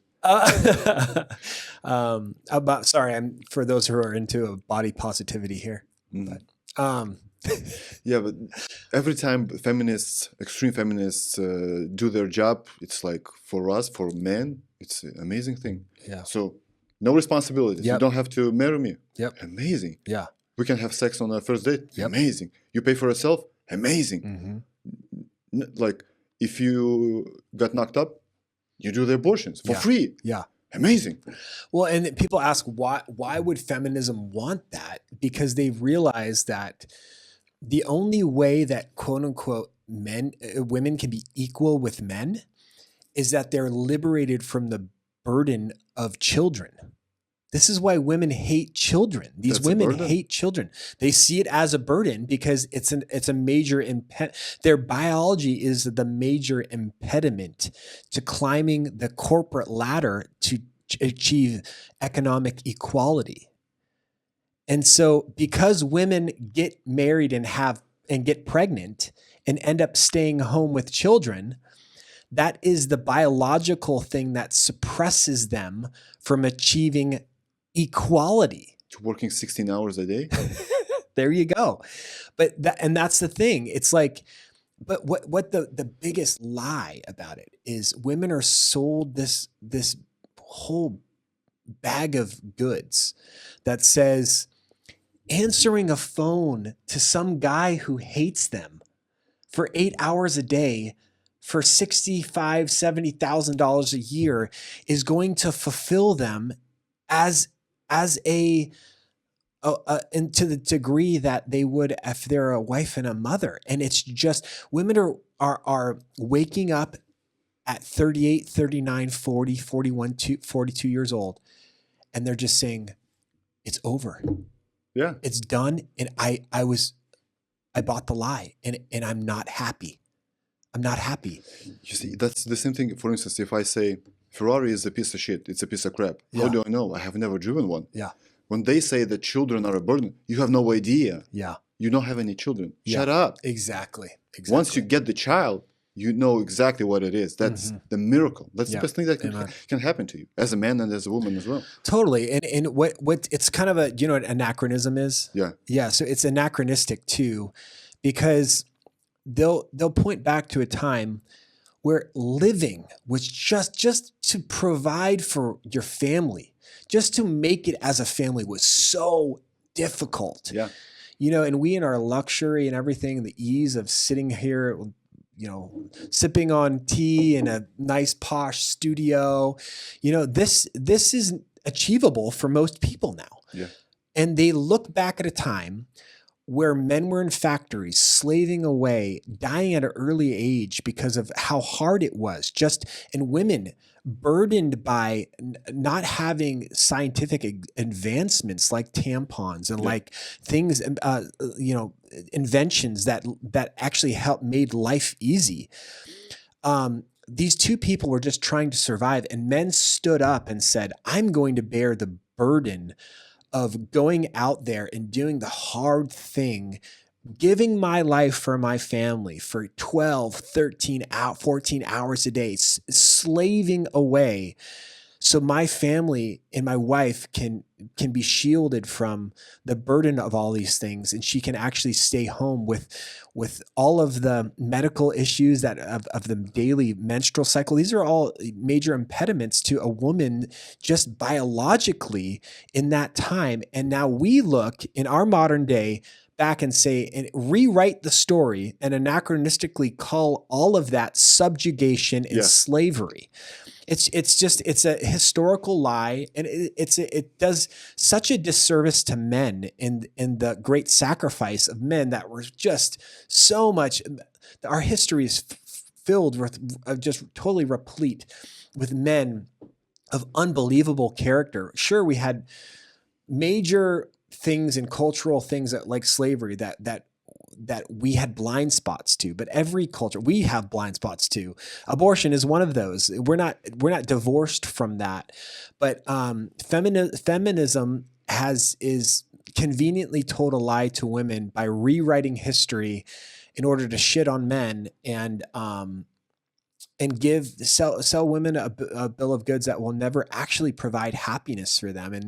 And I think it's incumbent on people to expose those, not because we hate women, because we love women. We want them to be happy, you know? And I'll tell you what, my wife will tell you, she's an accomplished nurse, spent years at the Mayo Clinic and 20 years in the healthcare field, in the medical field. And she can tell you that she has never been happier now that being hot, and she could go to work if she wants to tomorrow. But you know, the joy of children and the joy of being a mom and a homemaker is unbelievable. Having an option. Yeah, and you want to work, you go to work. To me, to be able to give that to her as a gift is and you saying awesome. That feminists shit on men, they shit on themselves. Yes, yeah. It's they let self-eating. male to compete with. That's where you have to act. Yeah. You gotta smash this guy, this idiot. He pretends to be a woman. I can't wait for a boxing match. Yeah, honestly, I hear you, man. When he kills a woman, what they're going to say then? Yeah, well, it's already happened with the raping of women in women's spaces and bathroom stalls and everything, right? It's already happened. And nothing's there. And what? So this is crazy. This lie. Where are the feminists when this ideology comes around? That says women, the women who are listening, imagine me believing and telling the world that I could be everything that is beautiful and majestic and wonderful and special about being a woman just by deciding I am. Yeah. And get all the perks. Yep. That is modern feminine. Where are the feminists? Where are the feminists when grown men with hairy legs are now saying that they can decide? Bro, forget the legs. Yeah. Cojones. Totally. Oh yeah, for sure. With the high heels, just walking into a stall and whacking out their tallywhacker and pissing in a stall right next to your 3-year-old daughter. I mean, it's just unbelievable. Feminism is just it's a destructive cancer to society. It needs to go away.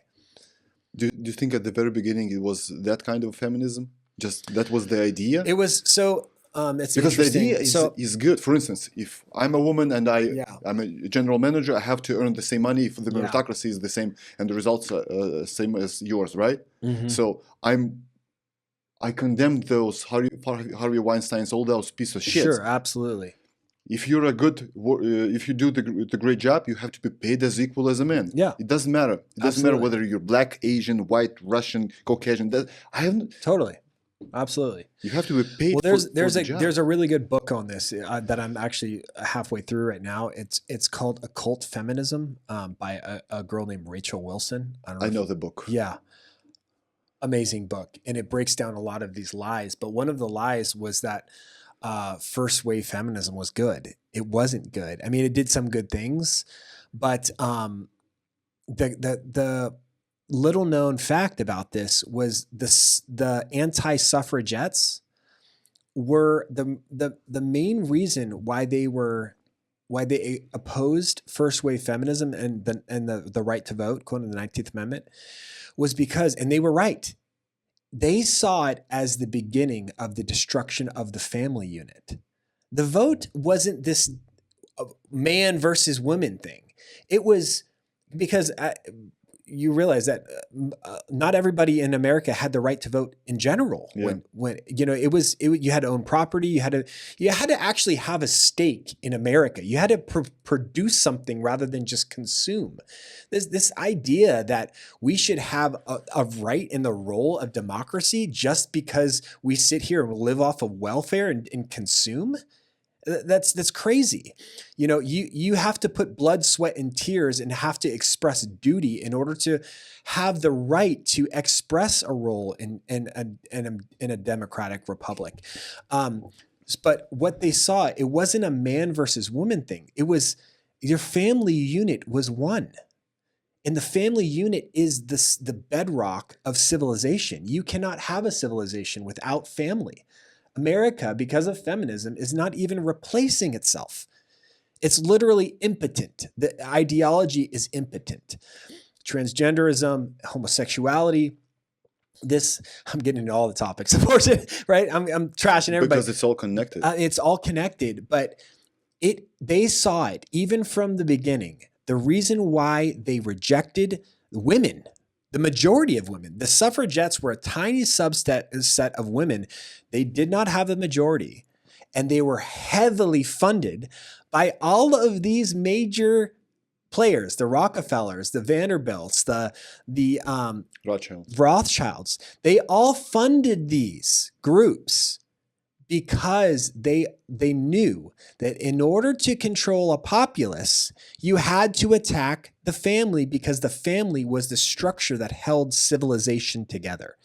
And if you can interject all of your ideology that destroys a civilization, then and make them less capable of self-government, then they're more capable of big government. And you get wealthy. You ensure your wealth. You ensure a control on the populace because the founders saw this. They said America is what was the quote from I think it was John Adams said about Christian morality as essential to a government, because he said it's wholly incompetent for a government of any other. It's this. He said the Constitution was written for a moral and religious people. It is wholly incompetent for a government of any other. Why? Because they knew something, that if you don't have a virtuous society, if virtue didn't control your appetites, then the virtuous religious man was the man that was most capable of self-government. And if you interject vice, if you interject all of these things that contribute towards a lack of self-control, then that man is no longer capable of self-government, and you need big government to come in and enslave him in order to keep him restrained.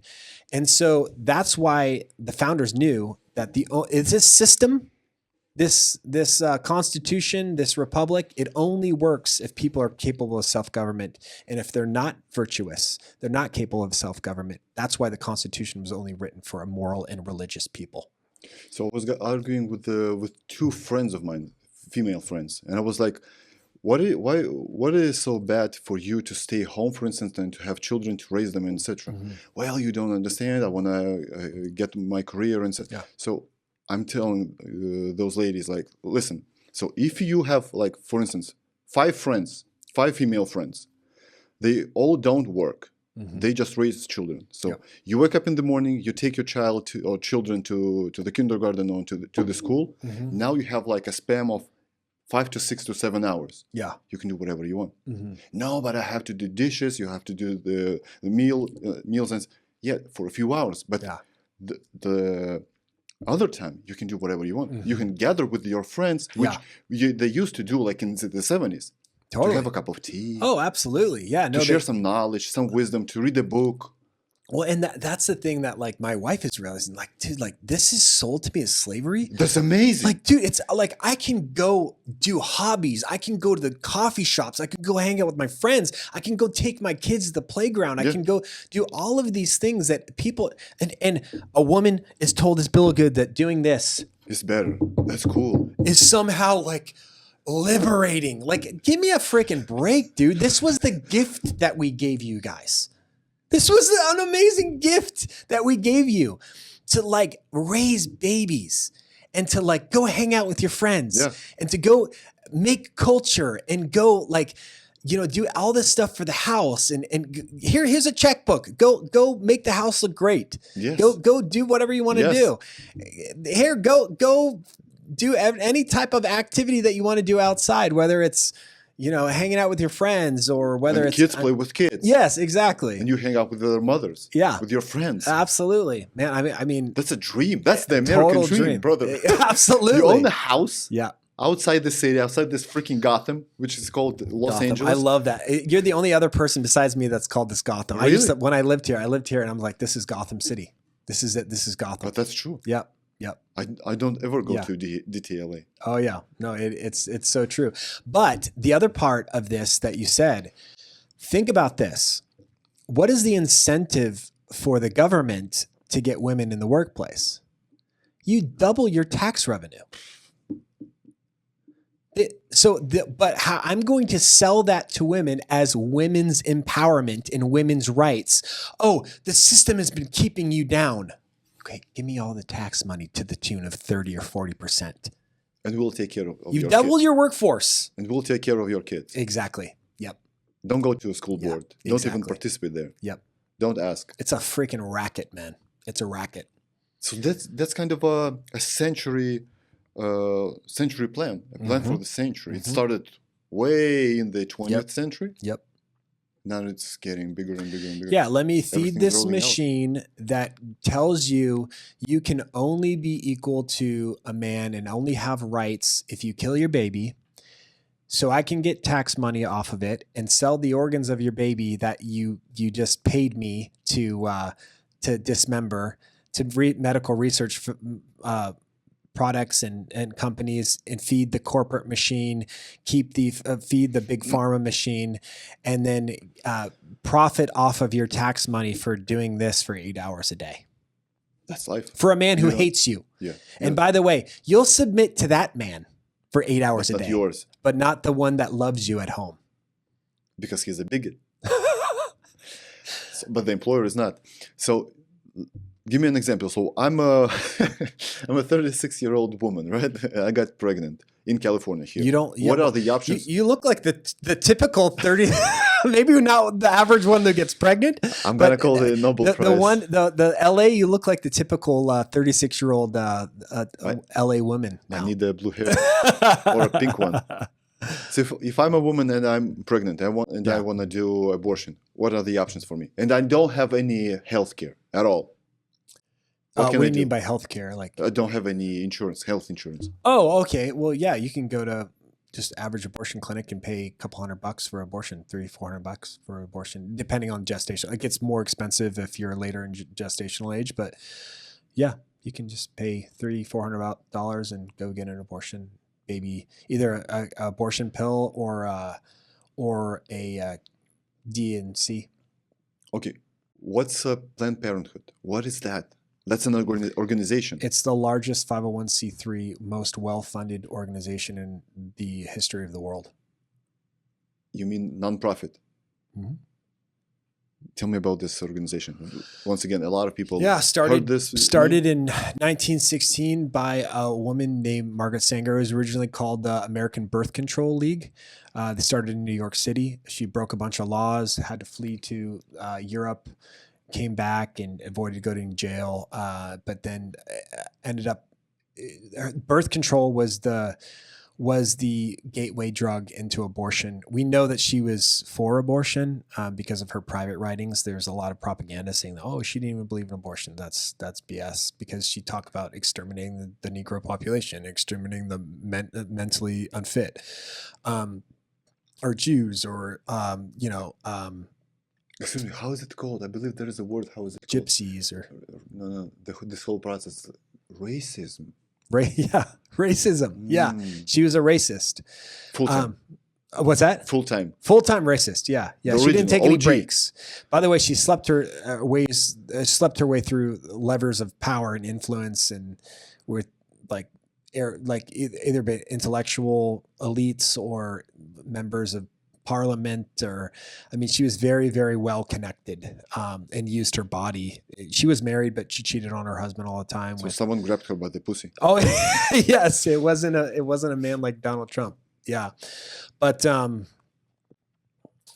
she established the American Birth Control League, and then which later I believe in the 60s became Planned Parenthood, and man, she single-handedly is responsible for more death of human lives than any tyrant from Stalin to Hitler to Mao Zedong to anybody. She's killed her death. Like, Hitler would blush at her numbers of human beings that have been killed. Really? Oh, 100%. 1 million children a year in America, 70 million since Roe v. Wade 50 years ago. And that's only in America. Her ideology is spread throughout all of Europe and all the world. By the way, America has some of the most extreme abortion laws out of any. You can hardly get an abortion in all of Europe past 12 weeks. Mm-hmm. So our abortion laws are akin to North Korea and China. Very, very extreme. And she was a cultist. She was. I don't know all the details on that. Seth would know more about that. My boss, Seth Gruber, amazing. He's, if you want to talk to somebody about Margaret Sanger, an author of that. The White Rose Resistance is the organization that I work for. But you have to see that movie, man. It is incredible. The 1916project.com. You can sign up to have it shown for free. They'll send you a link and a code to show it at your church or whatever, but amazing. Yeah, but you can't rent the movie, right? You can buy the movie just to see it online. No, not yet. Not yet. No. So what does this organization do? Like, step by step, what does it do? Yeah, so mainly abortion and transgender care. That's the money makers. They like to say that it's only 3% of the procedures that they done, but that they own the clinics. Well, yeah. Oh, for sure. But so they say online, oh, abortion is only 3% of the services that we provide. This has been completely myth busted. So if I see you, I shake your hand, and I schedule you an appointment, and then I give you a brochure, and then I give you some birth control, and then I give you a condom. Every single one of those things is a service they provide, right?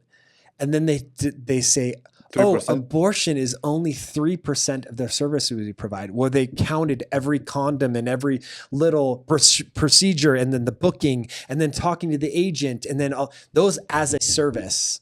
And then they can justify this 3% procedure. It's total, excuse my French, it's bullshit. They're the largest provider of abortion in the entire U.S., probably entire world. Yeah. Every time I see those incredible human beings like this lady, or for instance, Bill Gates or Rothschilds, Rockefellers, George Soros, they have one thing in common.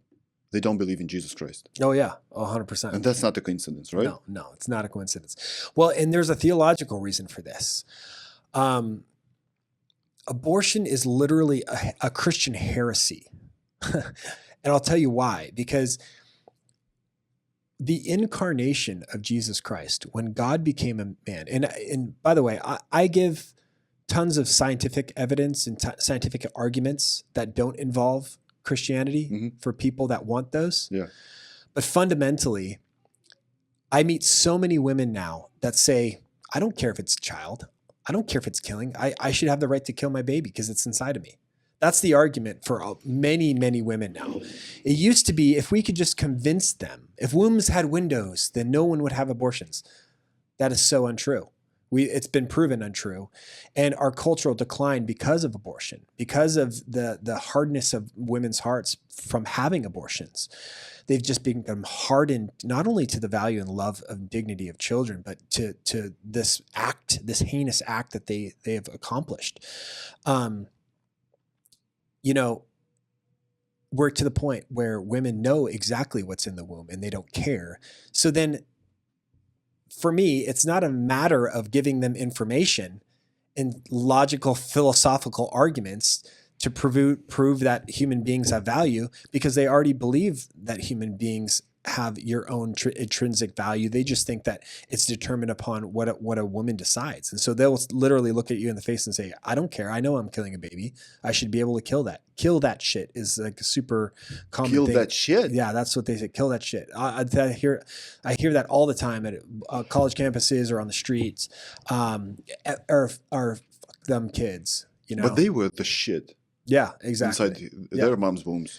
But the thing is, it comes down to a gospel heart issue. Right? They have a hardened heart and they need God in their life. They need Christ to liberate them and give them a new heart, right? Jesus in John 3 talks about the miracle of new birth. He's like, you must be born again. You have to have the Spirit of God take out that heart of flesh and give you a heart of stone and give you a heart of flesh, or else you're never going to convince these women. But abortion was dealt the death blow. Child sacrifice was dealt the death blow 2,000 years ago when the God of the universe became a zygote. Because if you think about it, abortion says that you can be a human being, but not a person, not a real person, right? That's this personhood theory, that you can be biologically human, but not a real valuable person, because that's some esoteric kind of soul thing. Well, you have a huge problem theologically with the incarnation, because you cannot be a Christian and believe that at one point, God, the second person of the Trinity, became a human, but was not a full divine person, right? You would have to believe that at one point, Jesus was biologically human, but not a divine person. You actually commit the heresy of Nestorianism. Yes. Because you can't separate who Jesus was as a divine person from his humanity. It's called the hypostatic union. So this is a ancient Gnostic heresy that is underlining most of all of the egregious things that we've already described in this podcast: homosexuality, transgenderism, abortion. Think about it.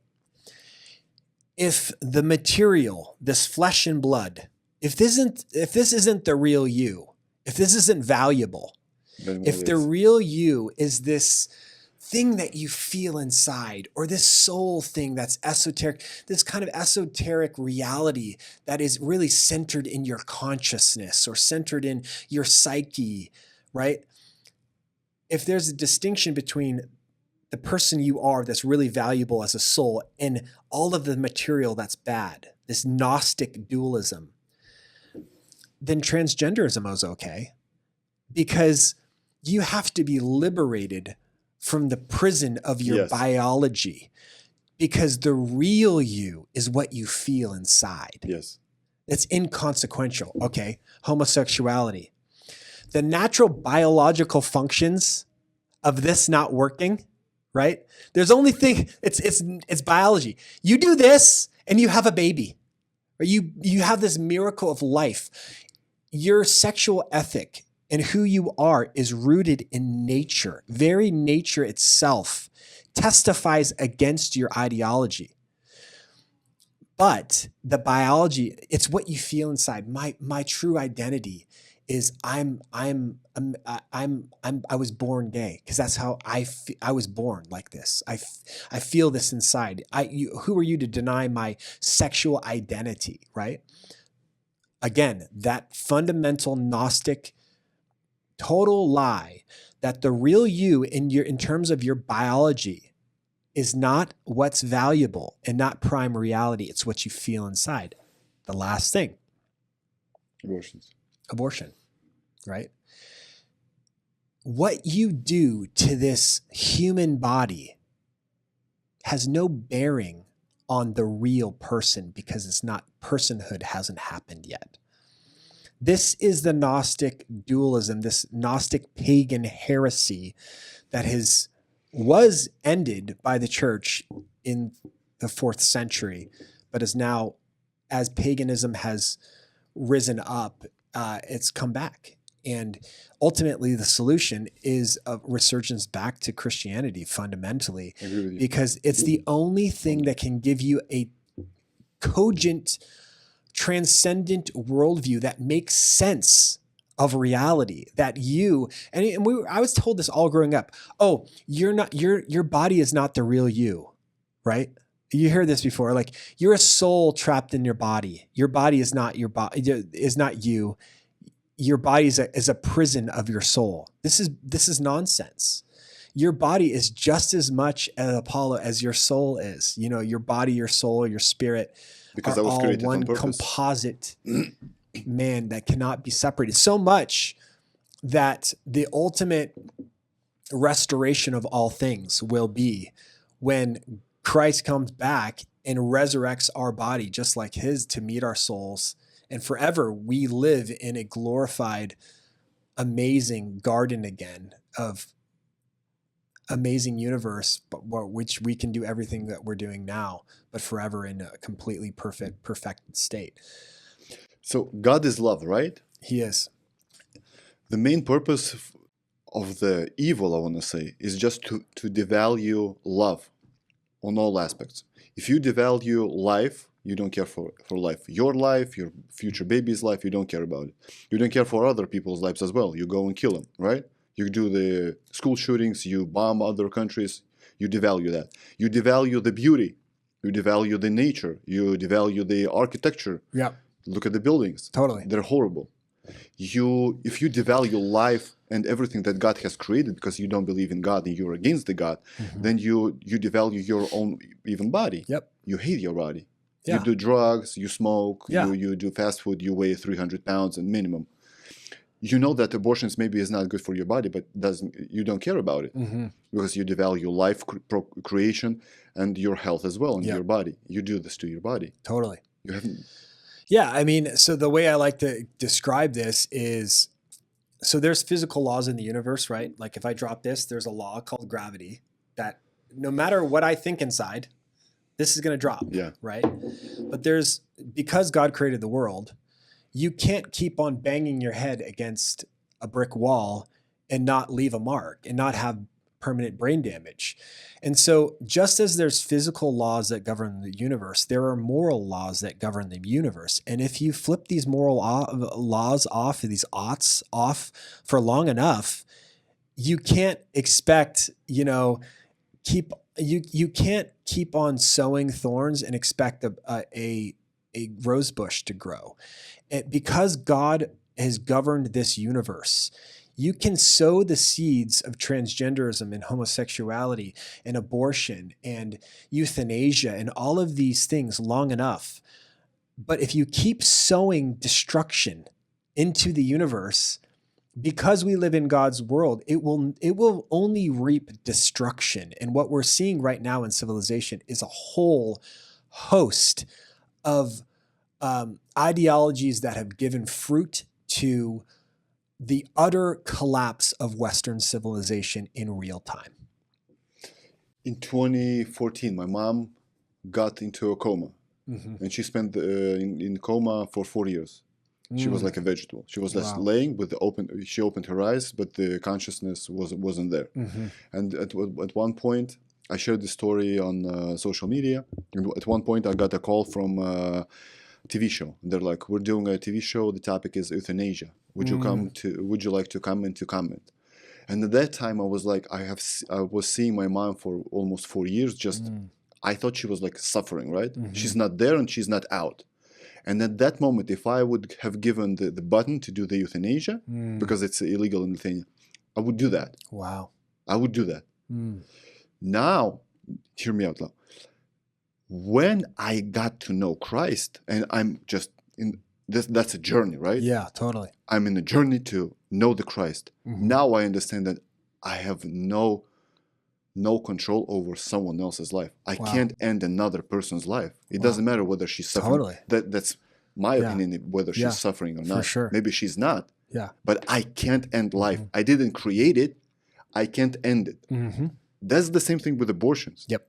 I had an argument with a friend of mine. She has 3 kids. And I was like, "Are you for abortions or against?" She's like, for abortions. Like, why?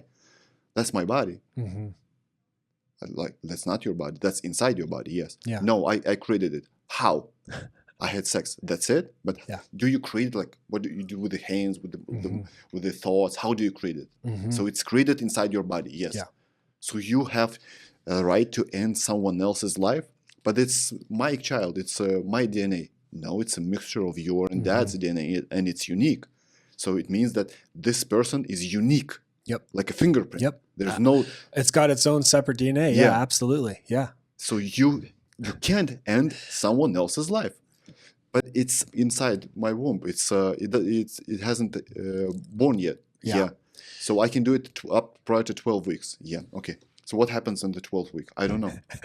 So what happens? 11th week, 7 days, 6 days, 23 hours, 59 minutes, 59 seconds. It's not a human being.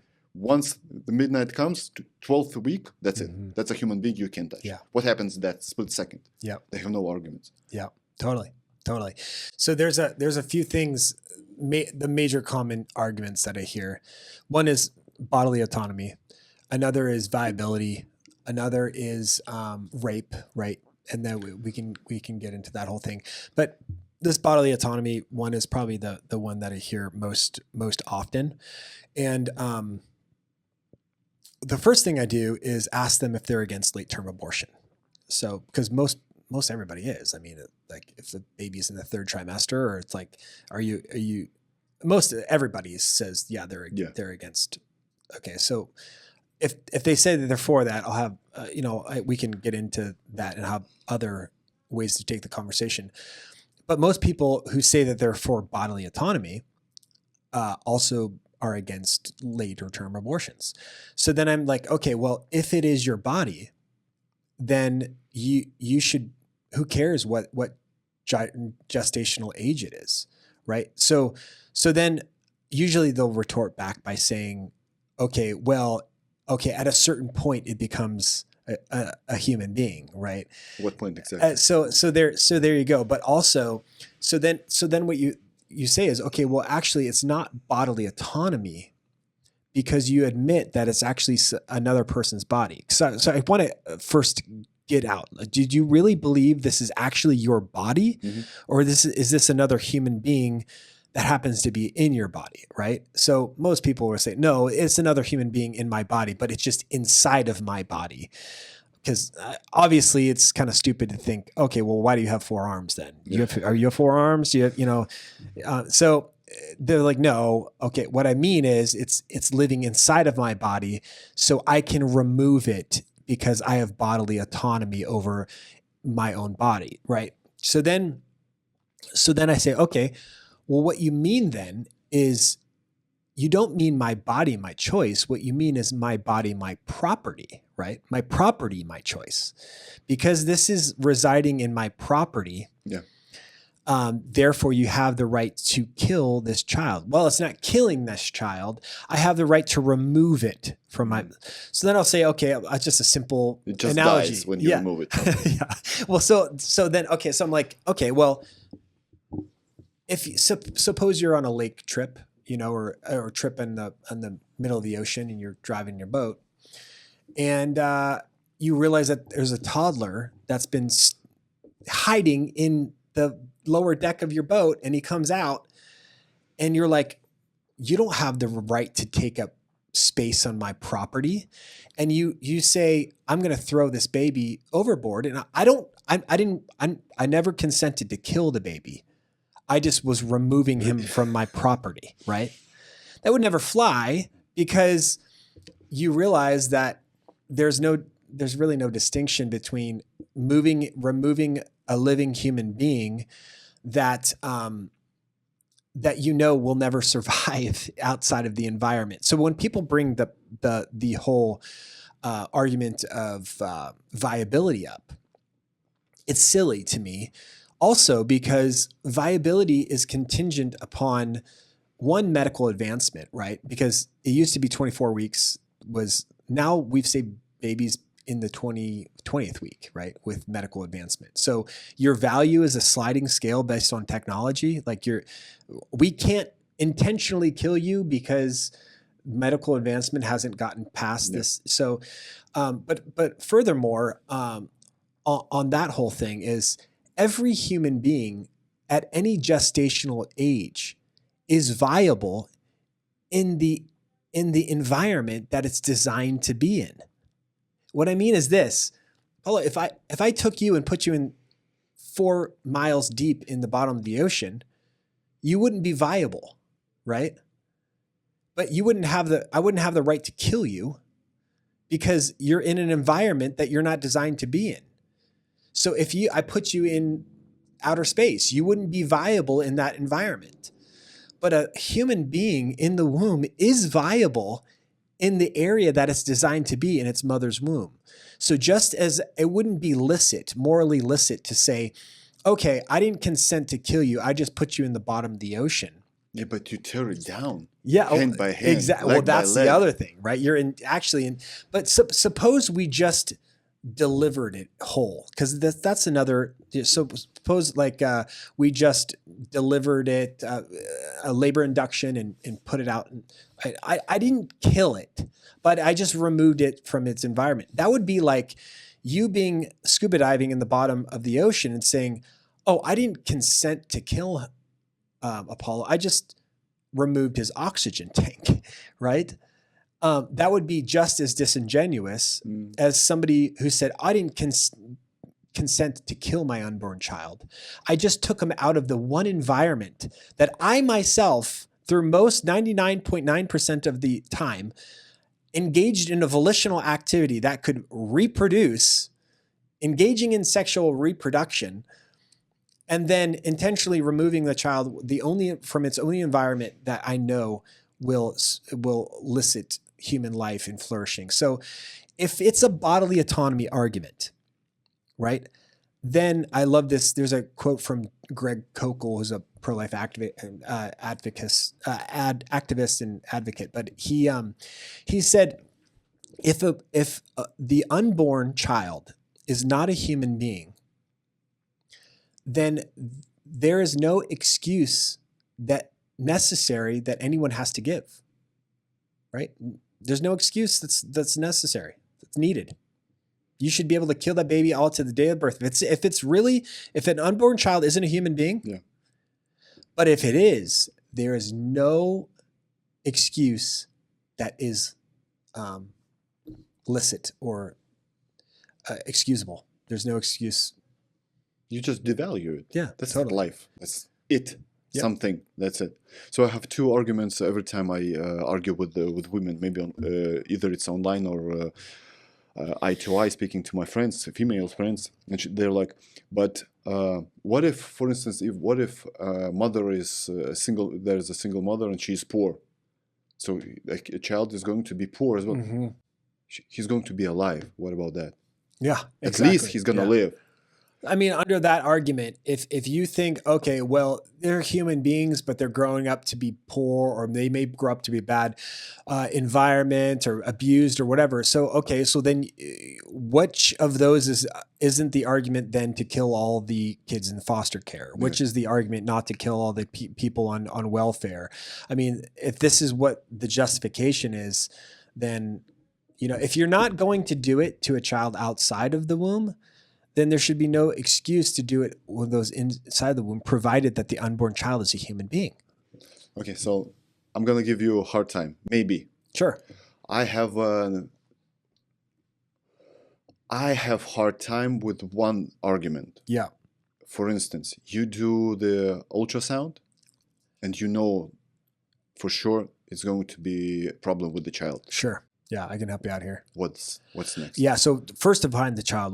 Define the problem with the child. Is it like, say it's not going to survive? It's going to survive, but it's going to be it's going to have a handicap for the rest of his life. Okay, I'll further complicate the issue. I'll steel man your argument.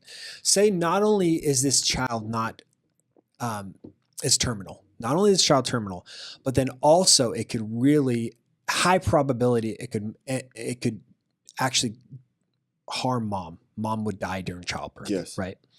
Okay. So mom's already pregnant. She's Yes. pregnant with the child. Yes.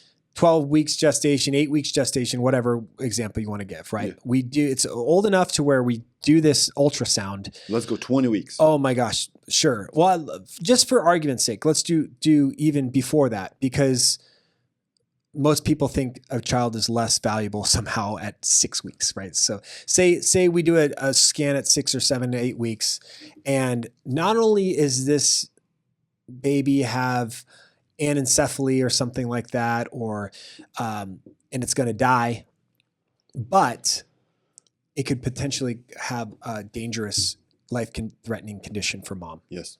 Okay, so the important thing here is we have to define what abortion is, okay? Because this is ironically the strongest case, even though it's total bullshit. Pardon my, I don't know if you can cuss. You can do whatever you want. Okay. Even though it's total BS, this is the thing that the abortion industry is hoodwinking everybody about. They're literally using this because they're equivocating on the definition of abortion, right? They either define it as miscarriage, or they define it as something else, as a medical life-saving care, and then they use that definition to justify all of abortion and all of elective abortion, right?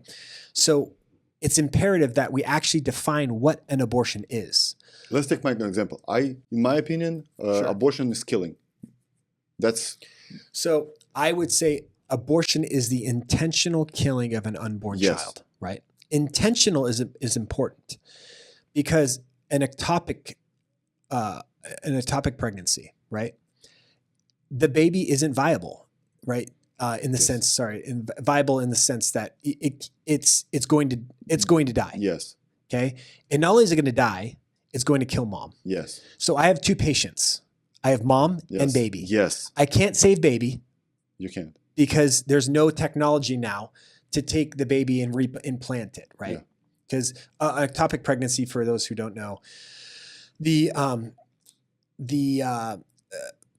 embryo that's fertilized basically travels through the fallopian tube, and it's about to implant onto the uterus in order to start growing, and eventually get delivered. But it gets stuck in that fallopian tube, and then it grows and grows. It bursts the fallopian tube and can cause uncontrolled hemorrhaging. And I did a rotation real quick in Africa. My brother's a missionary in Africa, and I spent a whole summer in surgery with a physician there. And a girl came in bleeding out. And a lot of times these girls, they're so early in pregnancy because it's such a small embryo that you don't even see that they're pregnant, right? All of a sudden they just pale, cool, shock-like symptoms, and you have to catch it. This doctor, brilliant doctor in the bush, caught it. And this woman's just bleeding internally. I actually scrubbed in and helped him repair this ectopic pregnancy. And you have to literally go in and suture up the fallopian tubes because it just causes massive hemorrhaging inside. So I got the privilege of being able to save this woman's life, but then also help the surgeon and scrubbing in and helping him do this, cut her open and save her life, gave her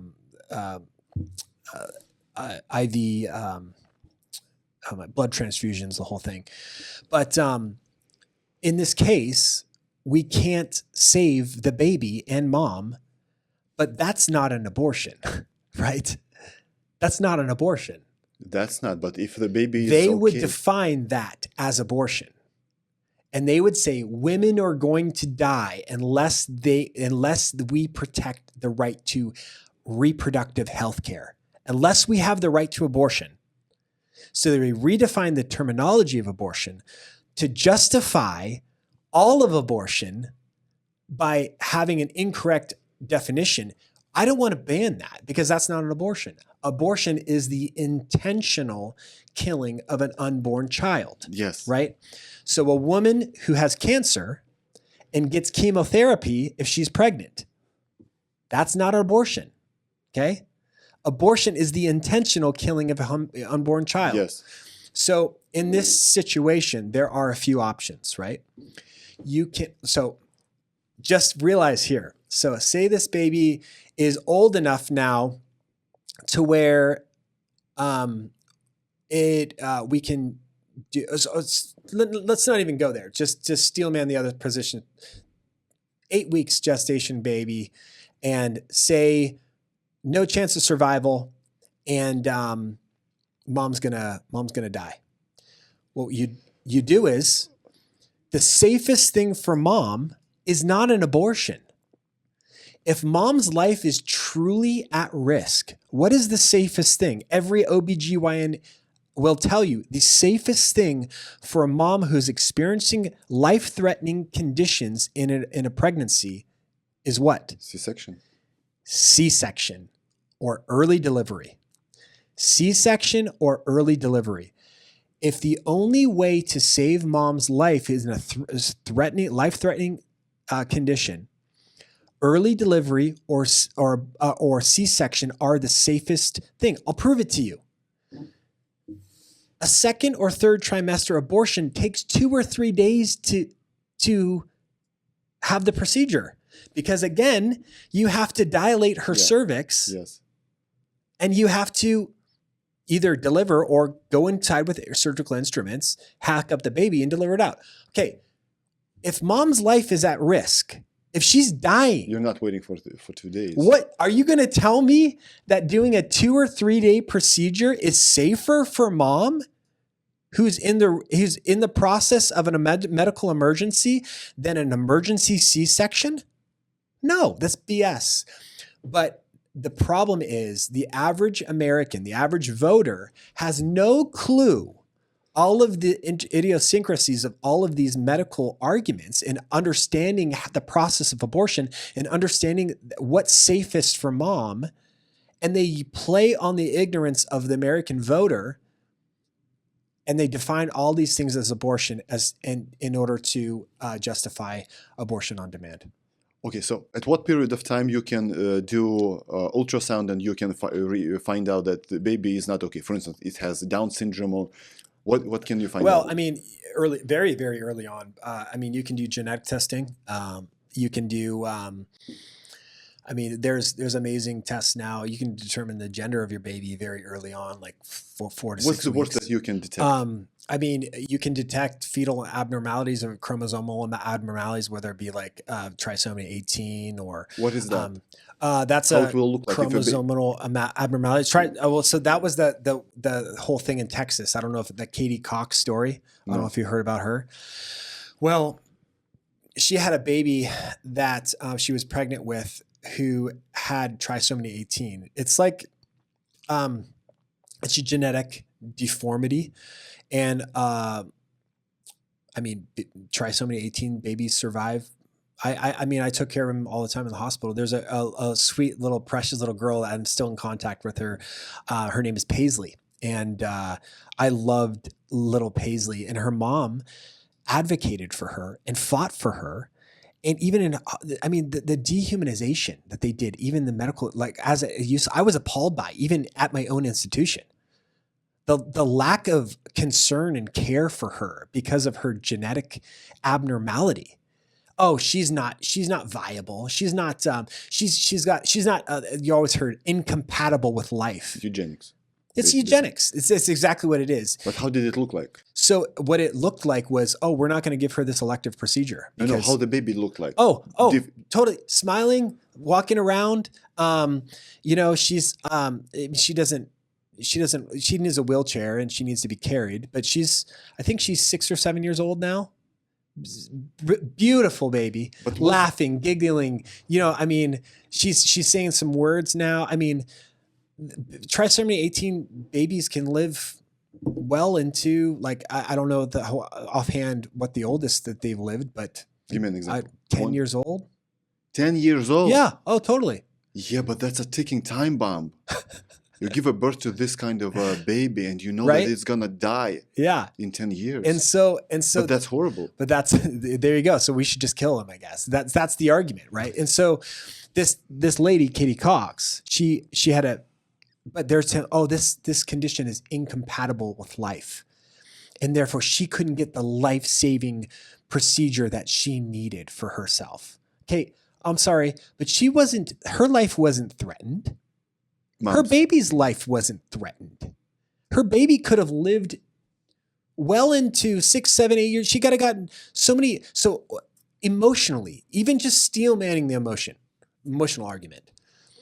What's better for the healing of a mama who's got a baby who's just got a terminal illness?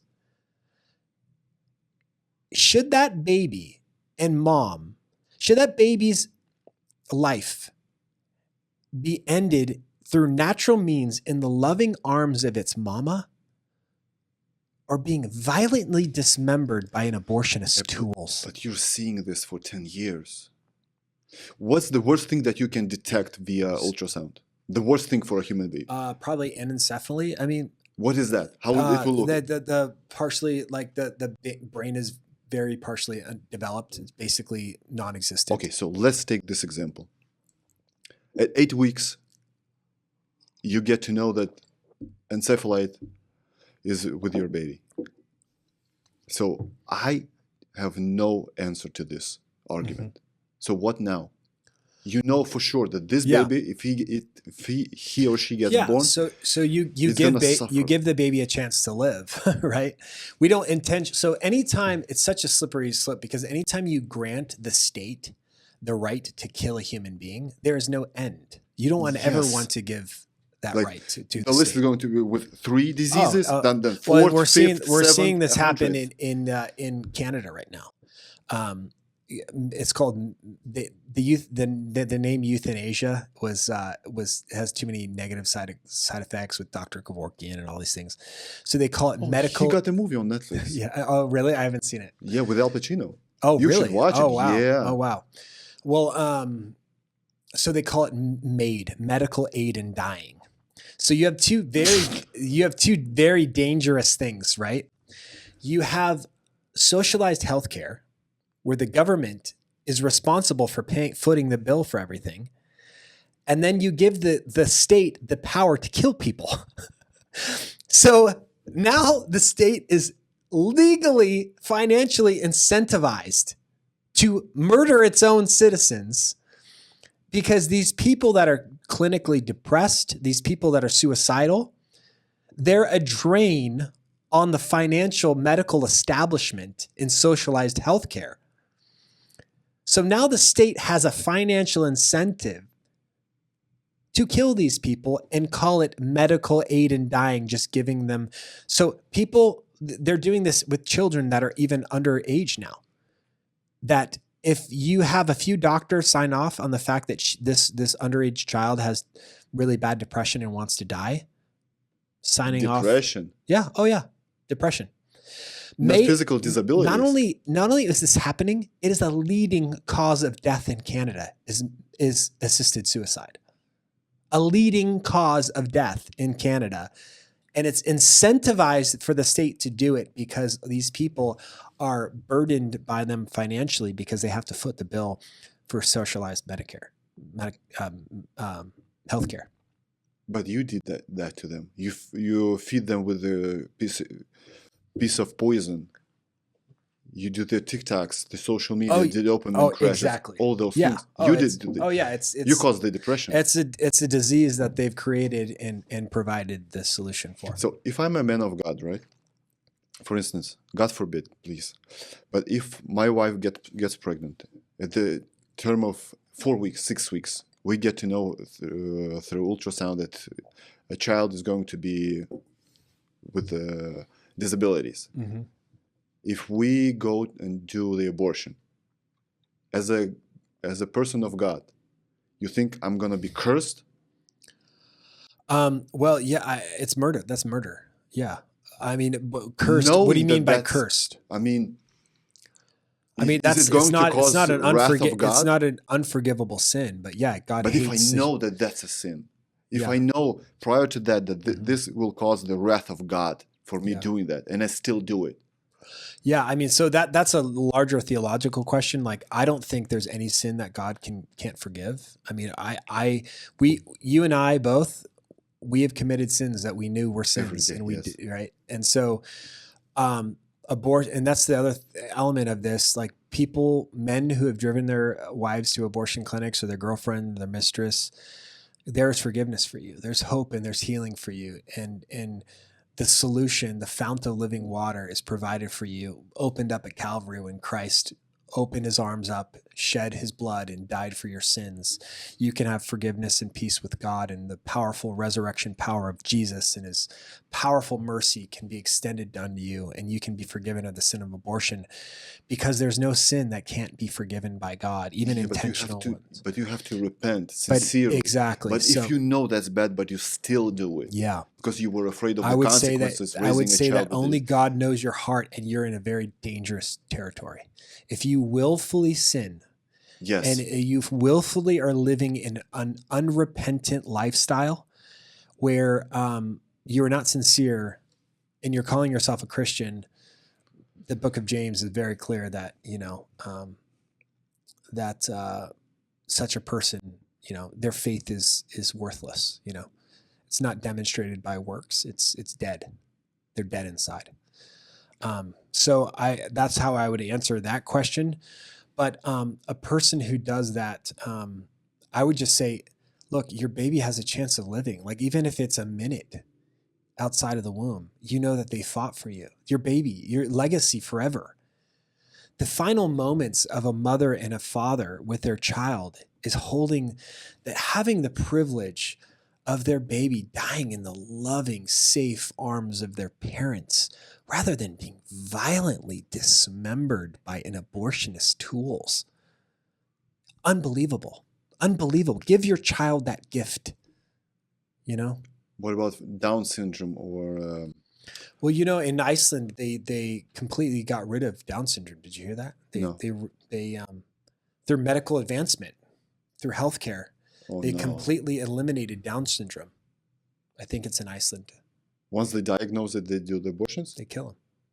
That's the solution? Yeah, they've completely ridded the country from Down syndrome because they literally just aborted all the Down syndrome babies. If you know for sure that your baby is going to have Down syndrome, and you know for sure that this baby is going to live a decent life since you're alive. Mm-hmm. Once you die, you have no idea what's going to happen.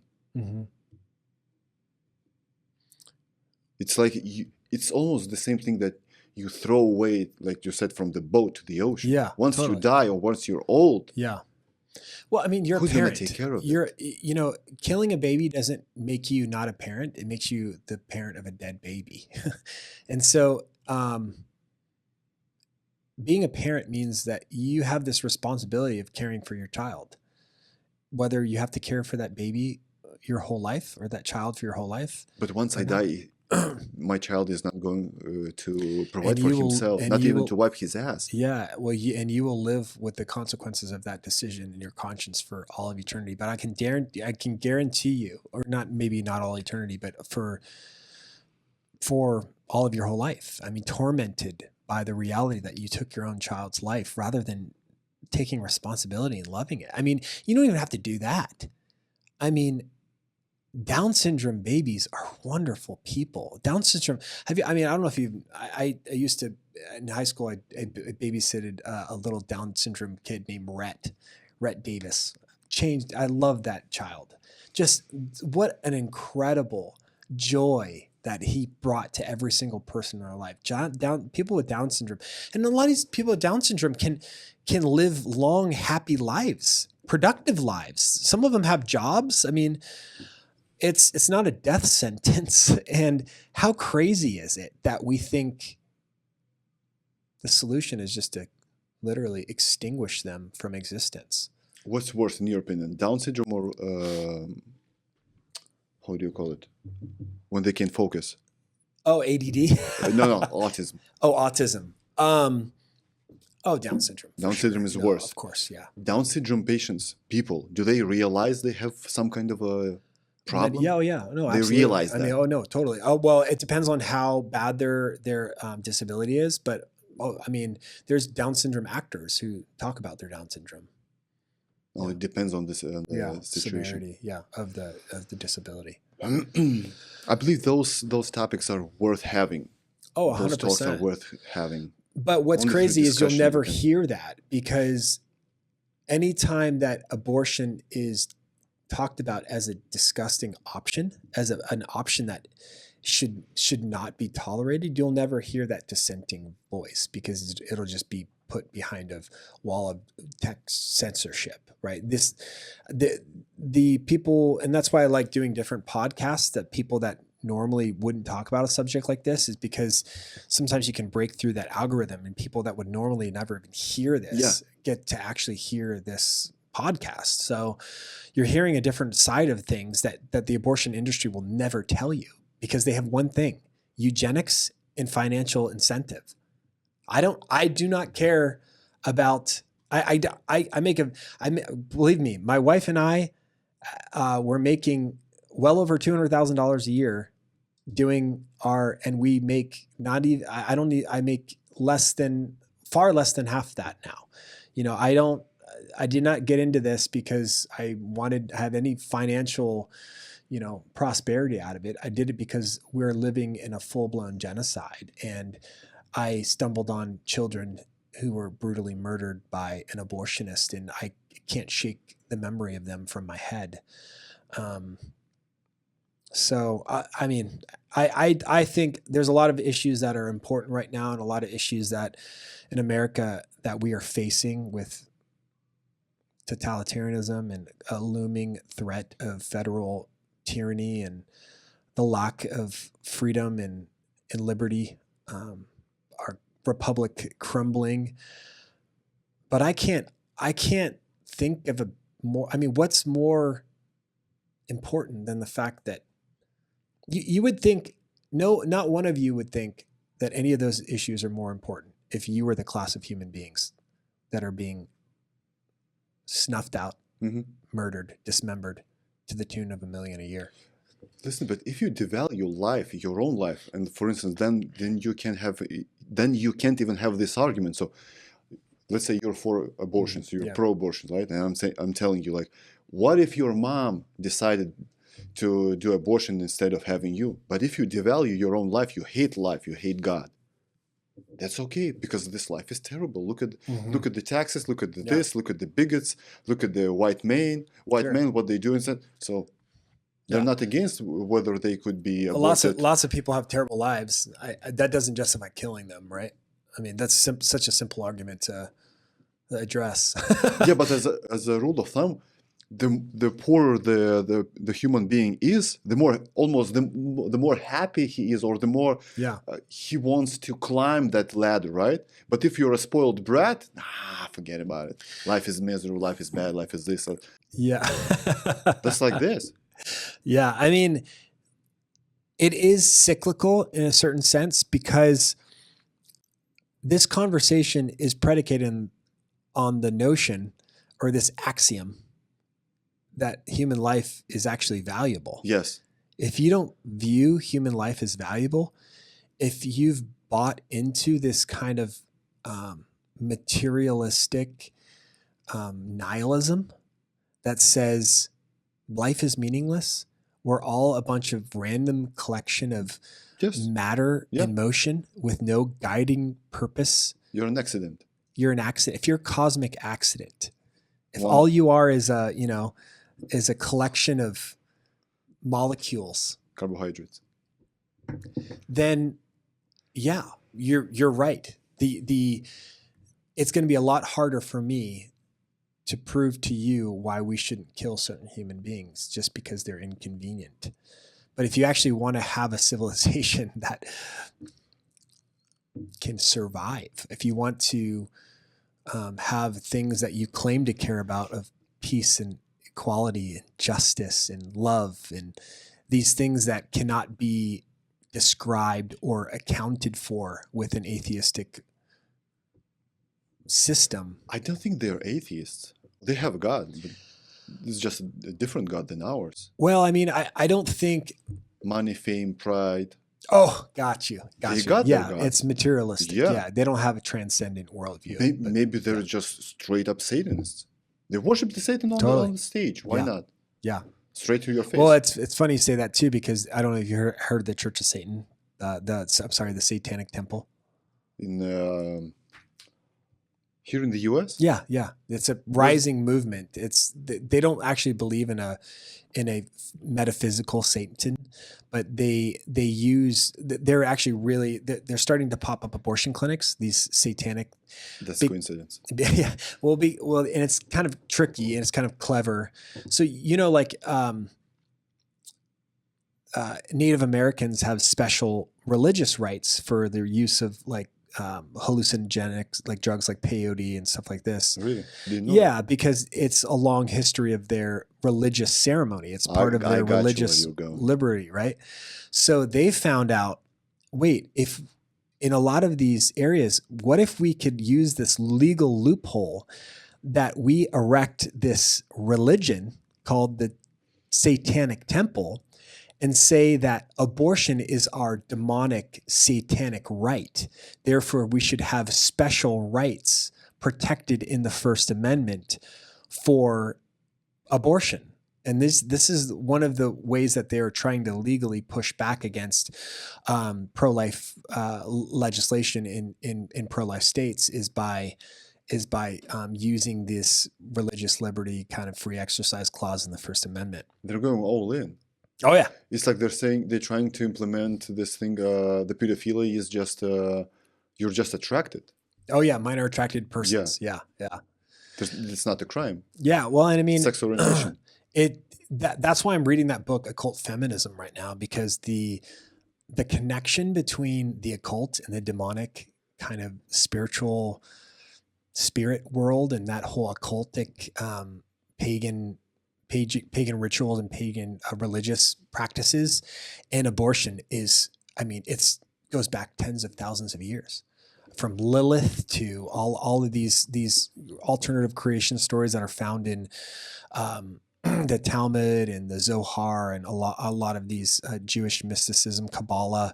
I mean, it's the synchronistic religions that were practicing these pagan synchronistic kind of religions that were combining with Israel. It was documented even in the Old and New Testament. It's talked about it. I mean, abortion and child sacrifice, whether the in or outside of the womb, is so well documented throughout the history of mankind. It's been a staple, and honestly, the only thing that's ended it has been Christianity. But all the dots are getting connected, even with the help of internet and with the help of podcasts. Oh, totally. Documentaries. No. Like Yeah. this is connected. Bam, bam, bam, bam, bam. Once we see the whole picture, I believe a lot of the naysayers are going to be like shocked, awestruck, Yeah. amazed. Mm-hmm. Like this little thing is connected. So a lollipop that you have or a sugary drink is connected to Satan. Yeah. Through this little. Yep. Well, yeah. I mean, Satan is not a. He's into world domination. from the very beginning, he fell from heaven because he wanted to assault the throne of God, and so there is no sphere of existence that he's going to be content to stay out of. He's very interested in overcoming good. I like when so this month is Pride Month, right? That's what they tell me. So Satan got Thrown out of heaven because of pride. Because of pride. Yeah. Then in the recent years, they have these T-shirts sold in Target. Satan loves your pronouns. Satan loves this. Satan gay as hell. Yeah. Wait a minute. So this is connected as well. Yeah. This is all connected. Yep. We're just about to find this out. Brother, I've got this last question, always is the same at my podcast. Let's have two assumptions. Assumption number one is the most powerful human being on planet Earth is President of the United States. Not now. Not this, but sure. Just in general, yeah. Yeah, in general. The President of the US, the most powerful human being on planet Earth. Okay. Assumption number two is you become one. You become the President of the US. Yeah. Once you do so, you've got Secret Service that tells you, congratulations, we love you, we respect you, we're on your side, Mr. President. We, as the Secret Service, have all the questions answered in the world, right? We know all the answers. You ask us, we give you an honest answer right away. What will be your first question? To ask the Secret Service? Yeah, and they will give you the answer. Oh, wow. Oh, interesting.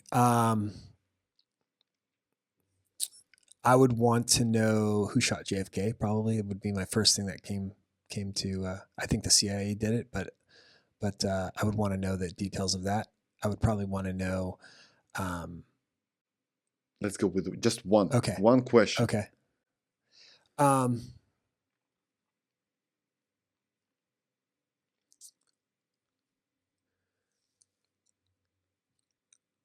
What happened with Jeff Epstein? Ooh. They tell you the truth. Do you expose it as a president? 100%. Absolutely. Not even quite. No question. Yeah, absolutely. Don't you think it's going to cause chaos? Yeah, it should. It should. You ready? National Guard? Oh yeah. No, I mean, I think we need to, the foremost thing that any president, the best thing that any president could ever do is completely eliminate pretty much most of all of the federal government, FBI, CIA. Convicted felon can do that. I mean, yeah, that's one of the reasons why I loved Vivek. And I thought who talks about, ending the federal government. It's amazing. I mean, the corruption, it's the biggest gang in the world. I have one problem with Vivek. He's Hindu. Yeah. His religion. Yeah. It's like a Pandora's box. You have no idea what's inside of this religion. Totally. We have no idea. Yeah. AJ, thank you for coming. Hey, thanks for having me here, brother. Thank you for everything that you do. Yeah.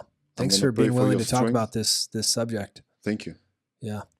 And God bless you. And the one thing that you told me behind the cameras that you're doing for 8 years, I really hope that you're going to succeed this year. Thank you, brother. In doing thank that. you. Thank you so much. You have to. Man. Yeah. Thank you. Thank you. Yeah.